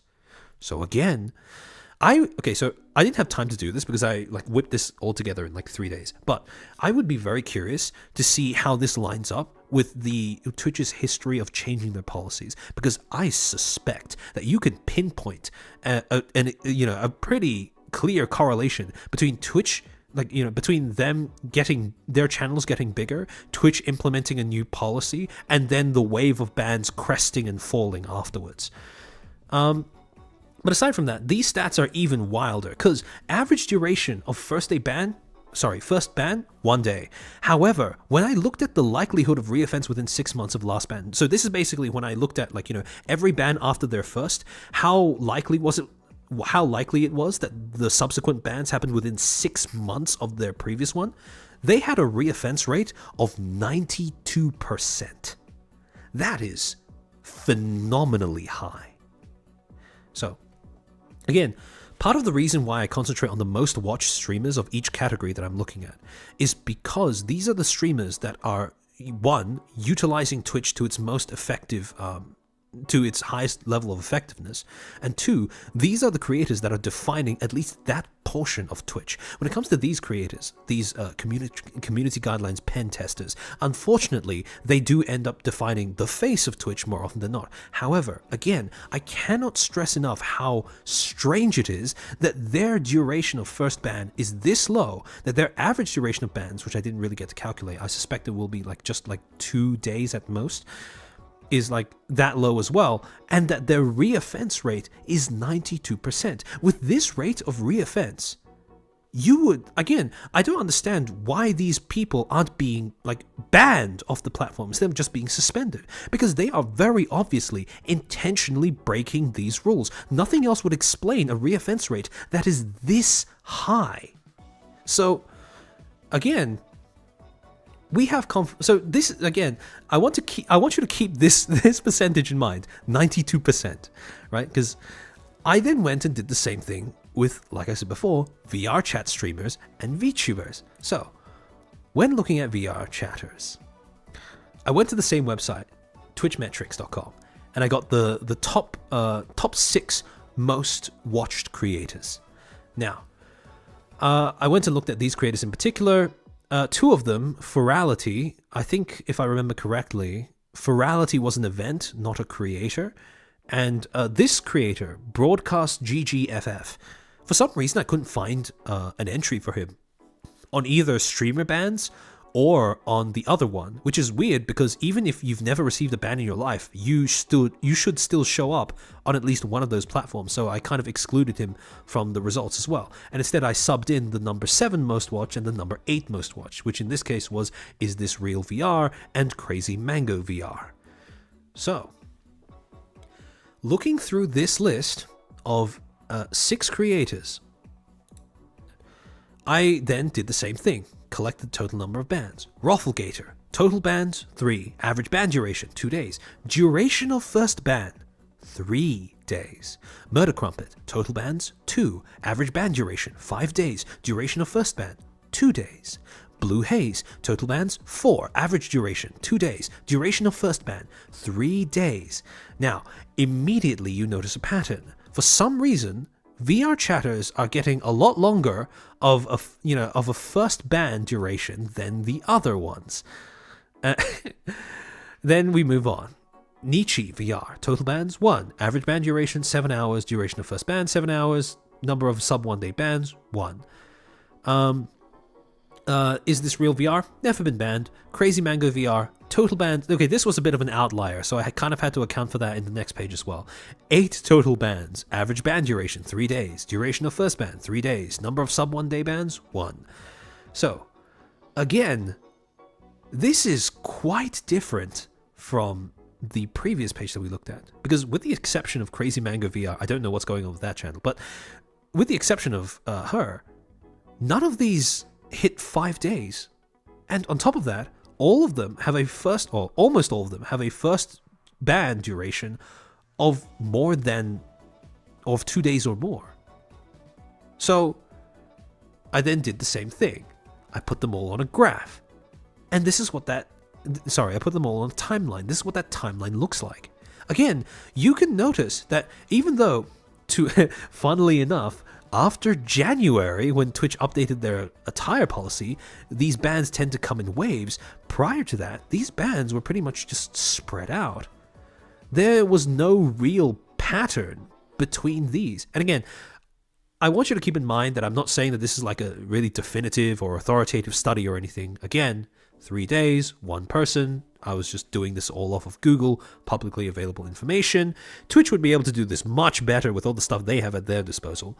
But again, this is a group of people that does not seem to warrant the same level of enforcement as the previous group of streamers that we just looked at. Now, because Crazy Mango was such an outlier, I put her in a different color. But if you look at the average duration of the first bans, VR chatters, for some reason, get 2 days, which is a lot higher. Well, you might not think a 1 day difference is that much, but when you're getting banned off of a platform, I would say it is. It deserves to be treated as a big difference between whether your first ban is 1 day and whether your first ban is 2 days. And again, when you look at the likelihood of reoffense within 6 months for VR chat streamers, including Crazy Mango, you get 54%, but excluding that outlier, it's just 33. 1/3. That is almost a third of the previous percentage that we got for, oh, sorry, I just realized I'm blocking it again. Yeah, that is almost a third of the percentage chance of reoffense within 6 months that you got for the pen testers. Tinkerlin, thank you for the super chat. Sounds like someone with an agenda was thinking no one will notice. Welcome to the internet. Eventually someone will notice. Yeah, and again, if there is someone with like more connections than me or someone who has access to more data than me, if they were to do the same thing, I would be very interested to see what those results would look like. But even just looking at this is wild, right? 33% versus 92%. And yet, for some reason, they're being lumped in when it comes to the way that policy is being enforced. So, again, VR chat streamers, definitely a lot less of a problem than pen test streamers, but still quite high. Since they were, explicitly excluded, from the inclusion in the attire policy of enforcement, since VTubers were explicitly included in the enforcement for that policy. I then went to look at the same things, but for VTubers. Sorry, just give me a second to put myself back down. All right, there we go. So, because Twitch so here's where we run into a bit of a problem when we look at VTubers in particular, because VTubing, like I've said multiple times, it's not really one unified, coherent community. It's a technology that is used by a bunch of different creators for a bunch of different uses who span a bunch of different hobbies, interests, and content styles and communities, right? And as a result of that, Twitch doesn't have a definitive category for VTubing the same way it does for VR chat. And this will become a problem that comes back to, again later. But to start off with, because VTubing doesn't have its own discrete category, or at least not on all websites, not even third-party websites, I had to go to a different website to find stats on like who the most watched VTubers, at least over the past month, were. And this is where I came to stream charts, where I got the top 20 most watched VTubers over the last 30 days. Currently, my filters for this list were twitch.tv and EN, right? So this is just EN streamers, which matches up pretty well with most of the pools and the pen test streamers, and with the VR chatters, because both of them were predominant. I think they were almost all in EN as well. So, top 20 most watched VTubers. And then the fun part started when I looked at the top 6. Because when I looked at the top 6 in this list, I ran into a little bit of a problem.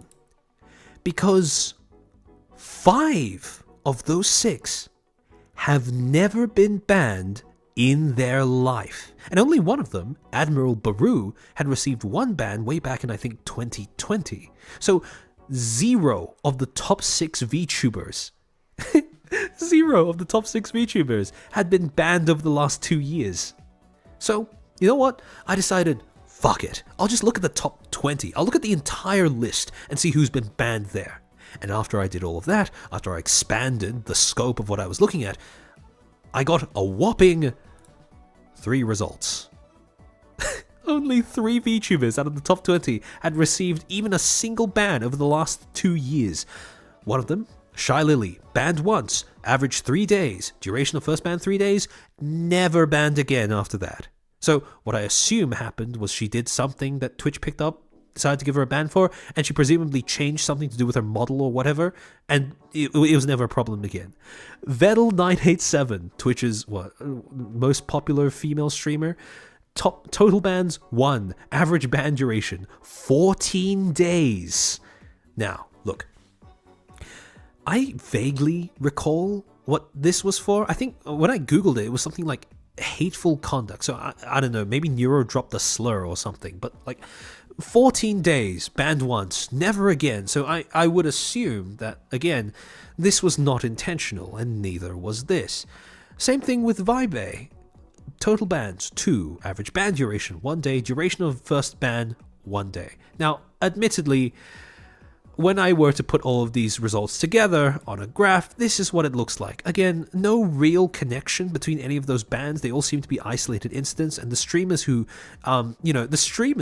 got banned seem to learn from each ban and seem to try to adapt their content to each ban, because likelihood of reoffense was 0%. Not a single one of these people got another ban within 6 months of their last one. So my conclusion can only be that these are creators that are actively trying to comply with the guidelines and policies. At the same time, though, the average duration of the first ban was 5 days. That's 5 times as long as, any of the pen test streamers. And okay, look, granted, Vettel getting a 14-day ban on his first offense might have skewed the results a little bit. But I can't stress enough how I only had 3 data entries to work with when I set these as the parameters, so I didn't really have a lot of room to exclude him as an outlier. So, filtered. If you guys haven't seen Neurosama before, I highly recommend watching VODs or videos or clips. Staz is a great clips channel for Neurosama content. If you haven't watched Nero sing Rap God, it's so funny. It's such a funny clip. Because for some reason, when she says filtered instead of swearing, it lines up perfectly with the beats and rhythm of the rap as well. So it's crazy. But yeah, I highly recommend watching that if you haven't seen it yet. Vettel himself is a great streamer. Top 10 most watched female streamers without a doubt. So yeah. So at this point, I was a little starved for results, right? I didn't really have a lot to work with. So I decided, fuck it. I'm going to refine my search even further. I'm going to go into the just chatting category when it comes to VTubers. Surely, if we look at the top 20 most watched just chatting VTubers, we will find some real degenerates there. And to be fair, you can make the argument that there are some degenerates, affectionate, in the just chatting section. However, precious few of these have actually done anything to warrant a ban. So if you watch, like, you know, if you know Bao, you might assume that Bao would be the kind of creator that would get at least one Twitch ban. But I checked her record, nothing. Not even a ban way back in, like, you know, not even outside the 2-year period from what I saw. She's never been banned once. So again, I combed through this list. I tried to, you know, I looked for which VTubers had received at least one ban over the last 2 years, and I managed to expand my results by a whole 5 entries. And at this point, because I was so, like, you know, starved for, like, you know, data points, I decided, fuck it. Instead of going with the top 6, I'll go with the top 8, right? So again, you have the 3 from before, but now you have Scooch-chan, banned for 1 day, banned only once. Numi, banned only once, but for 3 days instead. Layna, banned once for 1 day. Camila, banned once for 1 day. Interestingly, both of these occurred over the last, like, I think 1 or 2 months. So there's that to keep in mind. CodeMiko, banned twice, each time for only 1 day. And when I add all of these data entries onto the same graph, it starts to look like this. Now, again, I don't know what was going on here, but it wouldn't surprise me if Twitch had come out with some sort of data policy, like some sort of policy change over these months. But again, I can't stress this enough. If you look at this graph, there's no seeming pattern between any of these bans. They all seem to be isolated incidents. So the amazing thing is the likelihood of reoffense within 6 months remains at 0%. All of these streamers, I can only guess, are all actively trying to comply with the community guidelines, despite the lack of guidance that Twitch actually gives them by telling them what exactly they did wrong. There is still a 0% chance of reoffense because all of them are, you know, trying their best to adapt to whatever they think was the problem. And on top of that, average ban duration. Again, even though you now have lower results like 1 day, like 2 days, 3 days, to like balance out Vettel's 14-day ban, it comes to 3, which is still triple the amount that pen test streamers get. So the real fun happens when you put all of these graphs alongside one another, because it looks like this. 92%, 33 to 54%, 0% in terms of reoffense rate. And what's more, you could see something really interesting in that when you look at the way that these waves crest and fall, at least in the months of like, you know, leading up to June, you can kind of see a pattern where there will be a policy change, there will be a wave of bans in the pen test streamer category, then you'll start seeing a spike in VR chat, and then you'll start getting bans among VTubers. Now, look, maybe VTubers are included because of, like, you know, maybe some of the VTubers that are in that are less prominent, like smaller follower counts, smaller viewer numbers, whatever. Maybe they are a problem that Twitch is trying to address with their strange application of their policies and enforcement. But I just based off the example set by the most popular streamers in that same category, I don't think that's the case. And look, even if it was, it's Twitch's job to show that is the case. They should be disclosing why it is that they're making the decision to enforce so irregularly when it comes to the way that VTubers and VR streamers are treated in comparison to these pen test streamers.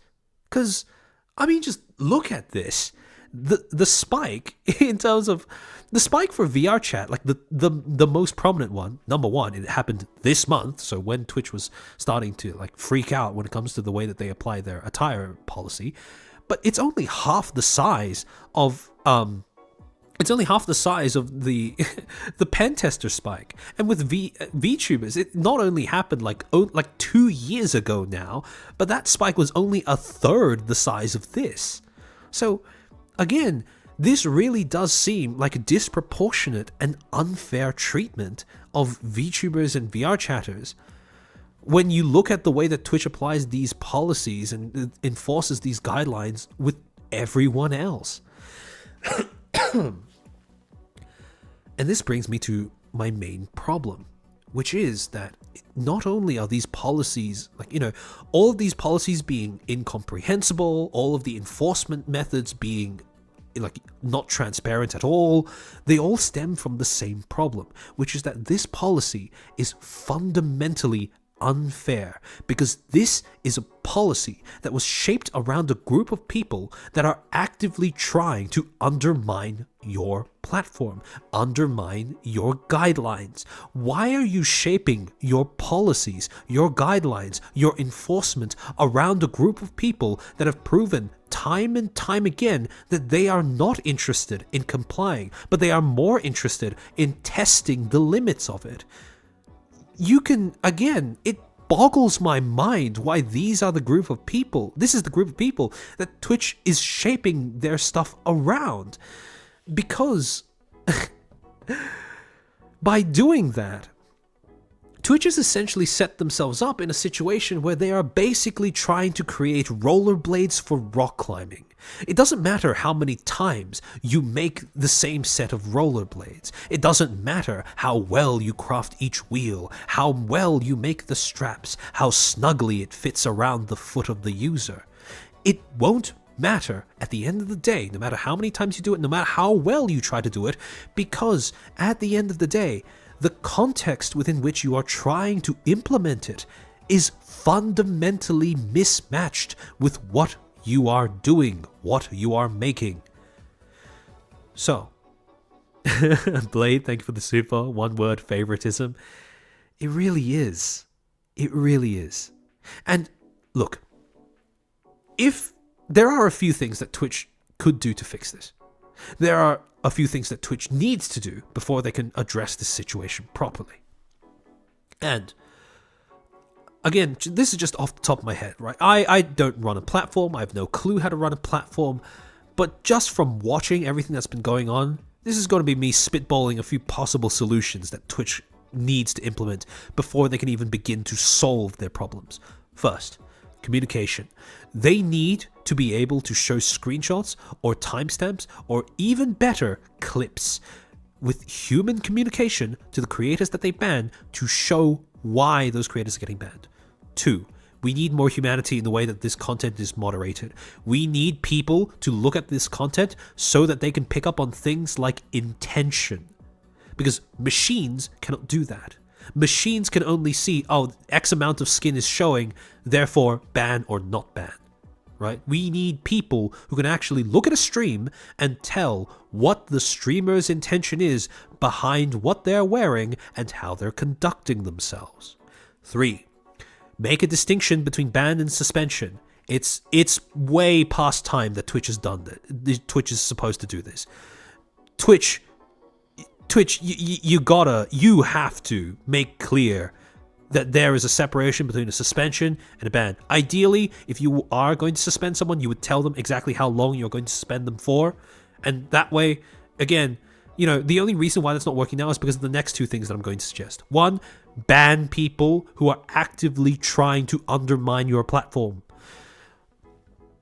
92% reoffense rate is not normal. These are people who should not be allowed on your platform because despite how much you try to shape your policies around them, they will continue to find ways to break them, to force you to make more changes because they are not interested in complying.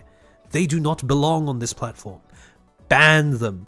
Part of the statistics that Twitch should be looking at that I don't think they're looking at right now is just that. The rate of reoffense, the percentage chance that someone reoffends or attracts another ban within 6 months, 3 months, sometimes even 2 months or 1 month in between, after their last one.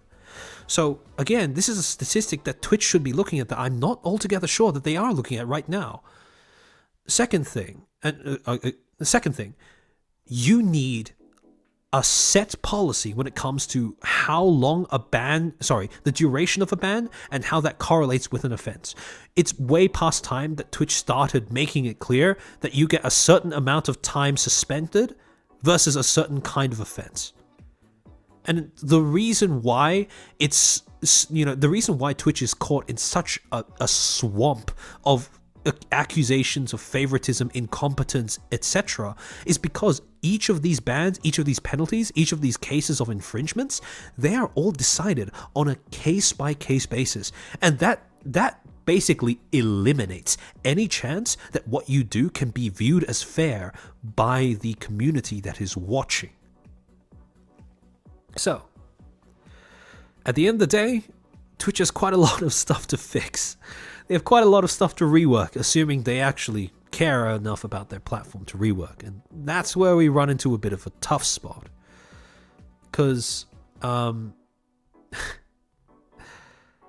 it's all very well for me to sit here and say, this is what Twitch needs to do. But what the fuck are you supposed to do if you're just like a VTuber or you're just a streamer and you've been unjustly handed a ban?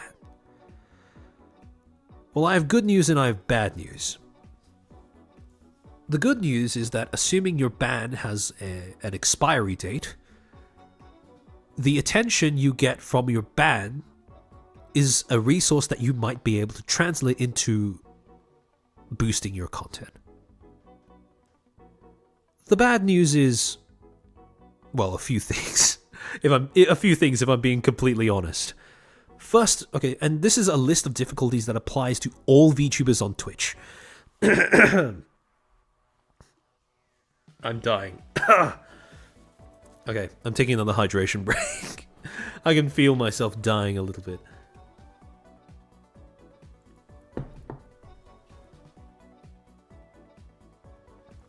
See, Robert, you say migrate away from Twitch. And again, if I was just making like a joke suggestion, yeah, I'd say that as well. I'd say, yeah, just get off Twitch.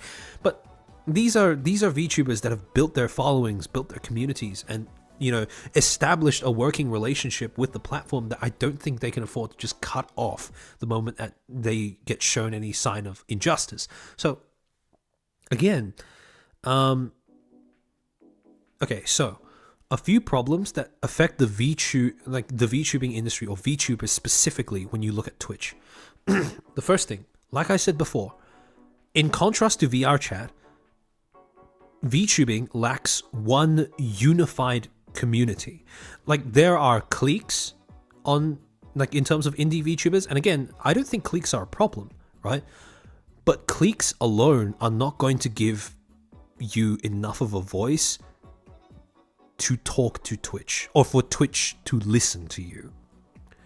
So again, the lack of a single unified community kind of makes it harder for VTubers as a whole to negotiate with Twitch or to hold Twitch accountable for the unfair treatment that I think at this point is objectively provable that VTubers have been receiving from Twitch. Second problem is that, well, it actually links into that, because you're never going to be able to make any headway with Twitch if you communicate with them as just a single creator or even a small group of creators. Because several times now, Twitch has demonstrated that they don't seem to care about their creators.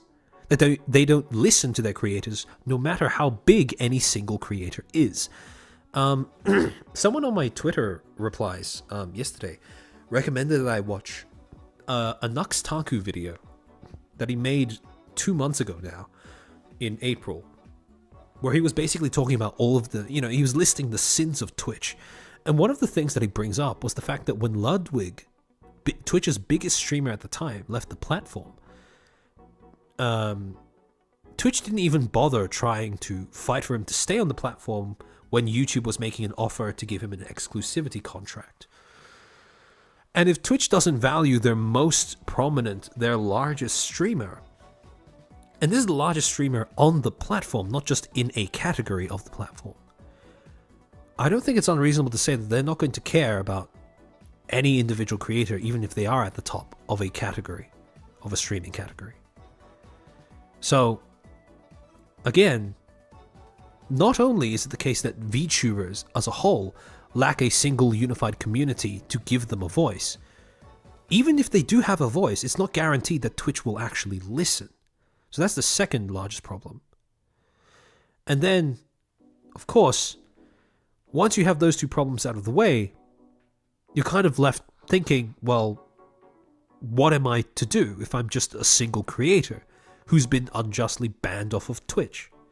What do I do to advocate for myself? And again, I want to reiterate, this is just me spitballing. I have no experience. I don't stream on Twitch. There's a reason I don't stream on Twitch. This is part of it. And so again, I have no right to tell you what to do, how you should handle things. Just take on what I say as like, there's a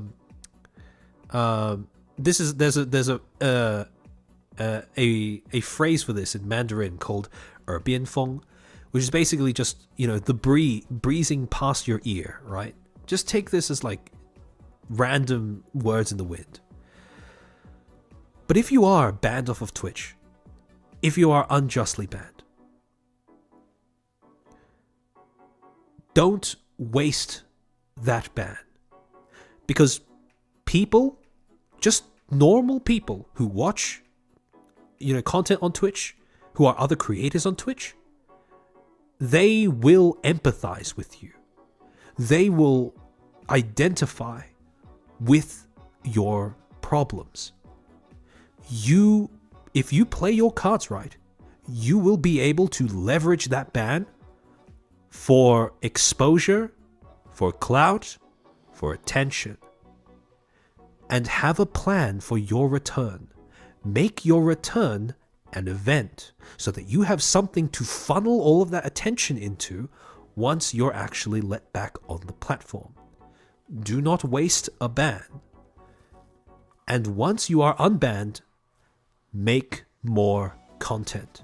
Because the only way that you can get a chance to actually force Twitch to acknowledge what you're saying is if you have an audience that is sizable enough to warrant that attention. So focus as much as possible, even though, again, I know that like getting arbitrarily banned off of a platform, like I know it's kind of counterintuitive, because if you can't even secure that you're going to be on a platform, why the fuck would you put in effort into growing on that platform? But unfortunately, I really do think this is the only way that we can do this with Twitch. So make more content, grow your audience. And again, when it comes to VTubing as a whole, at some point when the industry continues to grow, we will need some sort of unified VTubing community, as impossible as that sounds now, or at least a community that is large enough and loud enough for Twitch to listen to it as much as they're listening to VR chat streamers right now. VTubing lacks that unity, understandably so, but it's still a problem that, presents obstacles for VTuber advocacy. So individually, if you're a creator that's been unjustly banned, leverage that ban to get more eyeballs on your content, focus on making more content after you come back, have a plan for when you come back, grow your audience, and try, like, even if you don't get along with creators and stuff, make professional working relationships, alliances, if you will. Build that, like, you know, this is something that can only be done by the largest creators on that platform. And this is why I don't like saying this, because it sounds a lot like, if I word it wrong, it can sound too much like I'm sort of trying to tell other people what to do with their audience, or try what to do with their clout or whatever, which is the last thing that I want to do. But this kind of unity, this kind of solidarity and stuff, this can only be achieved by a group of creators that are bound together and are willing to communicate on each other's behalf to Twitch. And the last thing that I want to say, which is just, again, I know that very often, and this has happened over the last few months as well, it will look like Twitch only cares about these pen test streamers, that these pen test streamers are what ends up defining the site to everyone else. But that's not going to last forever. Because not only will these streamers eventually fall off, because unlike anime girls, their youth is not eternal, they will always be falling off in waves because Twitch is forced to prevent them from being popular for too long. Regardless of what Twitch does, regardless of how many, you know, cam girl wannabes or e-thots looking to build an empire on OnlyFans there are, it doesn't change the fact that most sponsors, most people looking to establish a business relationship with a platform, do not want to touch porn with even a 10-foot pole. So regardless of how these, you know, waves of popularity in terms of pornographic content on Twitch ebb and flow, it will always return to a status quo where Twitch is going to be forced to focus on the creators that actually make content on their platform. Which is you guys, VTubers, normal creators whose content does not consist of getting naked or partially naked on camera, or even having a model that is partially naked on camera. So, again, you are important to Twitch, and the only way that you can force Twitch to listen to you is if you leverage that fact consciously as well. I know it might not look like it, but Twitch needs you to survive. E-thots are not a sustainable business model. So, yeah, that about covers. I think that about that about covers it. All right, so just read super chats. Blade, thank you for the super. Once Amazon pulls out, you know, Twitch is dead. Yeah, I mean, Twitch is currently operating at a loss. So what if Amazon were to withdraw support for whatever reason? I think this is the main thing that's stopping Twitch from leaning too much into like the soft porn thing, where, yeah, if Amazon does decide to pull out, they're kind of screwed because they lose way too much money to operate otherwise. Tinklin, thank you for the super chat. The person who does make the policies probably can't do basic math, let alone comprehend statistics. I doubt they care as long as they get moolah. Yeah, that's the thing I do find very perplexing, because I'm assuming that the people at the top of Twitch get paid decently, but Twitch as a whole is like garbage in terms of profitability. They are losing money with every year that they operate, so yeah, I really have no clue what's going on there. What a speech. Not my best. Again, I only had 3 days to cook this up. But again, look, the kind of stuff that I looked at, right, the stats and stuff, this is definitely something that I would be very interested in seeing, but on a larger scale. Because the thing is, with even these websites, I had to pay to see more data or look at more streamer statistics. And I wasn't going to pay for like a single presentation. So, yeah. But And again, if we were to be able to supplement this study with just more creators, more stats from the creators in these categories on a larger scale over a larger period of time, and also if we were to compare this with when Twitch starts making changes to its policy, I think those results would be really interesting for everyone to see. So yeah, ethos are temporary, anime girls are eternal. Indeed, indeed. The cook is good and cook you did. I really appreciate it, guys. I try my best. But yeah, hopefully this is like, I don't know, like, admittedly, not too much media theory. We will come back to the topic of black boxes later on in July when I've planned to stream around that entire topic. And when we're going to be looking at stats and algorithms a lot more than we did here. But I did try my best to actually get, like, you know, concrete numbers and stuff so that I could actually have something to show off to you. Because this is a pattern, small scale as it is, with as many outliers as it does have. These are patterns that are concerning, to say the least, and which really does give, like, numerical objective backing to the idea that Twitch is playing favorites with the way that it enforces its rules. So yeah. Your weaponized autism was awesome. It's terminal. I mean, yeah, if you couldn't tell that I'm that I am artistic, surely this would prove it to you guys. I love these shots. You cooked. Numbers, look at the numbers. Yeah. Extremely well researched. Again, it could be better. If I had more. So again, part of this is because I'm like so new to making content, I don't have a lot of like connections, especially not with like people who stream on Twitch. So being a literal who does make it more difficult. But again, even with publicly available information, these trends are crazy. So I can only imagine that Twitch is like high on its own farts so that it hasn't bothered looking at or picked up on these things yet. Because I don't understand why, if you know that these statistics are the way that they are, you wouldn't sort of, I don't know. If anything, this would justify like kind of being a bit more lenient on VR chatters and like VTubers. Because if you do look at it this way, it's kind of egregious. So yeah. I normally watch your VODs in the background, but it was really great seeing it live. Hey, it's nice to hear that. Even with the lack of connections, your cooking is good. Yeah. I mean, yeah. My hopes are not very high that someone at Twitch will be able to come across this VOD, but like, I really hope that at some point,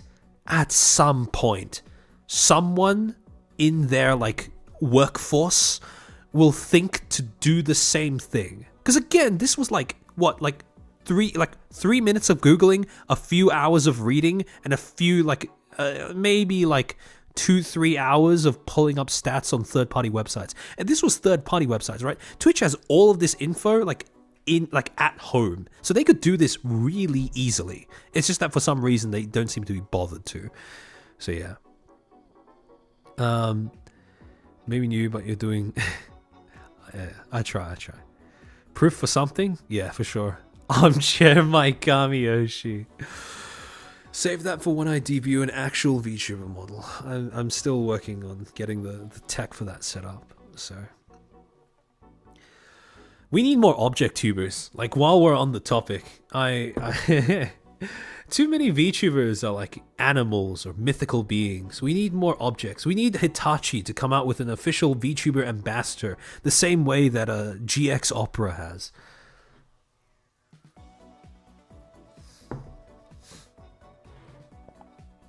Not happening. That would take effort.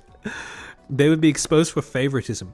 No, but that's the thing, right? Because they are being exposed for favoritism already. It's just that right now, the people exposing them are like, you know, doing it based off of just looking at the way that they're enforcing their policies, their behavior. So just by like confirm, so all I did here was confirm that with numbers. People are already saying this. So if Twitch came out and said this themselves, I doubt their image would get much worse, because it's already like in the gutter when it comes to like fairness, transparency, openness of communication. So they don't really have a lot to lose if they were to like do this themselves. So yeah, Lamau the massage won the VTuber. It would be wild, because I don't know if you guys have seen this clip where Marine is talking to Okayu from Hololive, and they were discussing how Marine broke her massager, shall we say. So I think that it would like I would like to imagine a future utopia where Hitachi has a VTuber ambassador and Marine and Okayu were able to like do a collab with that VTuber. Or like partner with Hitachi. I don't think it'll ever happen, because again, Hololive is an idol agency, but it would be fucking hilarious if that did. Is this armchair meeting Twitch content guidelines? I honestly wouldn't know. Twitch has been really petty about stuff in the past, so I'm pretty sure that if any Twitch bot or whatever were to ever become aware of this stream, I would never be able to become a partner on Twitch. I would just be blacklisted if I were to ever make an account on there. Because I do have like an account that's not under the name of Armchair Expert. And it's mostly an account I just use to like watch other people's content, incognito. I haven't done anything egregious in chat, so because I mostly just like to lurk. But I do have an account, but I suspect that if I were to change the name of that account to like the same thing as my YouTube, that I would get like insta blacklisted by Twitch, because again they don't seem to like this. The weirdly stiff sock VTuber will come eventually. Oh yeah, Flork of Crows recently debuted the Socks VTubing agency, and that shit's already off to like a roaring start in my opinion. If there's anyone I trust to have a stiff sock VTuber, it would be the Socks VTubing agency. I think that would be hilarious. Understandable if that's not where Flork wants to go though. Battle Mage, thank you for the 5. You live in a timeline where Love Sense could have brought Melody on as their official VTuber ambassador if she didn't join VShojo. Oh yeah, speaking of Melody, wait, let me check this. Okay, well, Melody isn't in the top 20 just chatting VTubers. But out of curiosity, right? Because again, like, you know, Melody is someone who's pretty open about like talking about like sex work, sexuality, stuff like that. And, like, again, more respect to her. Like, Melody has done more for sex education in the West than like the entirety of the American high school system. But like, I out of curiosity on the Better Band's website that I was looking at earlier, I searched up Melody's account to see how often she'd been banned. And she hasn't been banned at all over the last 2 years. And the only time she's been banned, I think she's been banned twice. And both of them, I think, were in 2020. So again, right when the pandemic was hitting. So again, even someone as known for like lewdness or as associated with lewdness as part of her brand as Melody, Project Melody, has had zero problem complying with Twitch's guidelines around, you know, sexual content and attire. So again, I can't stress enough how little these pen testers have an excuse. Cause like, it just boggles the mind. It just boggles the mind. So yeah. Oh, she was in the other slide? Oh, okay. Okay. Yeah. I mean, when I was looking at this slide in particular, like the top 20 just chatting, like, some of them, like Michi Mochivi and Cerber. Oh, Cerber's Cerber's streams they give so much dopamine when you watch them. Even if you watch clips, they're enough to like automatically make you start smiling. Cerber is a gift. But yeah, those two are like, it would honestly be an achievement if Michi was able to get a ban within like how long has it been since her debut? Like 3-4 months or something? It feels like 3-4 months. I could be wrong though. But yeah, it would be really funny if she managed to get a Twitch ban within the short amount of time that she's been live on the platform. Server. Yeah, Michi is exploding in numbers. She is popping off, and I mean, like, deserved.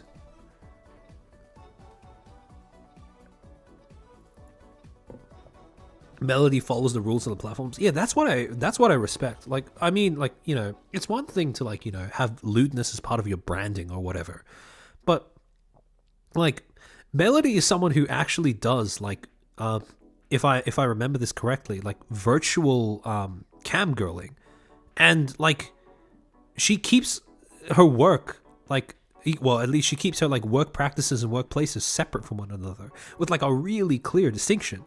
So, like, if anyone has an excuse for them to leak in between one another, it would be her. But yet she's not ever used that excuse in her behavior, or she's never had to resort to that excuse in the way that she behaves. So again, like, it really does. Again, I don't have any clue as to, like, what the smaller indie VTubers are doing, but, like, at least from what I've seen, every VTuber, small or large, have been doing their best to comply with Twitch's rules, and yet they are the ones being hit the most by whatever, like, whatever warped policy or enforcement method that Twitch has decided to use over the last few months and over the last few years.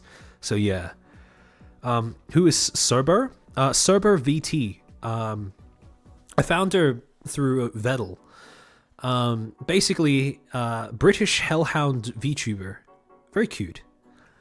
Yeah. They have Fillion with a USA flag. It should be the Philippines flag. True or true. But yeah. Armchair expert, please tell me who is this Cerberus VTuber. Yeah, I just said. So if you search Cerber VT, so CERBER, capital V, capital T on Twitch. Lover? Yeah.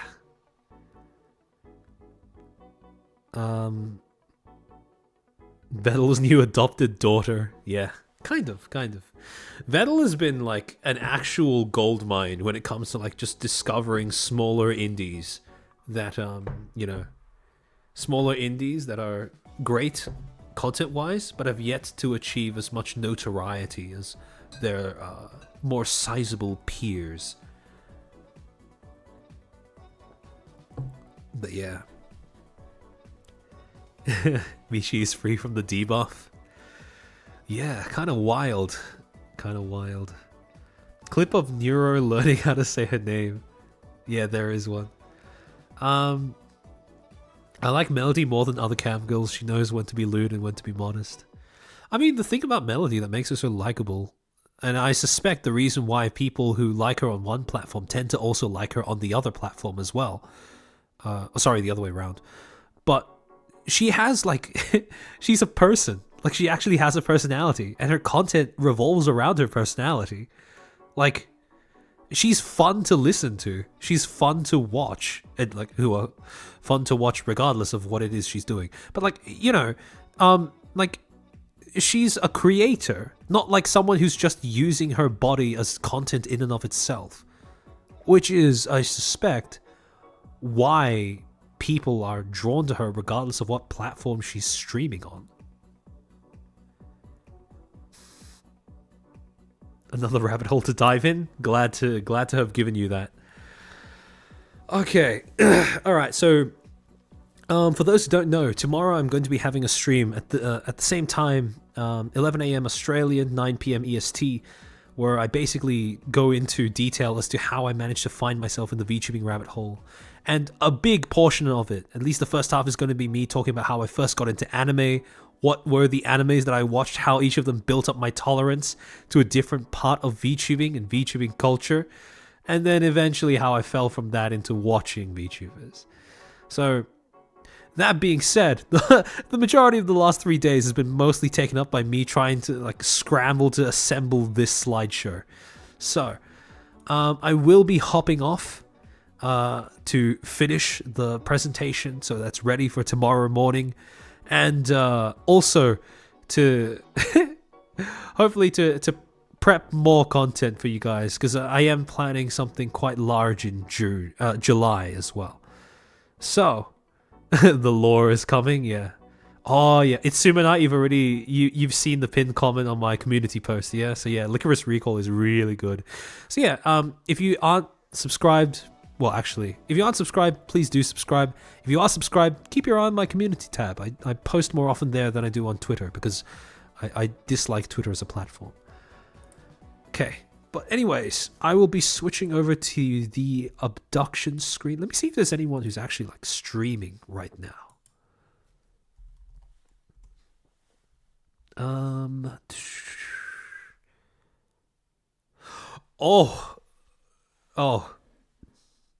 Kani Oshi is streaming. All right.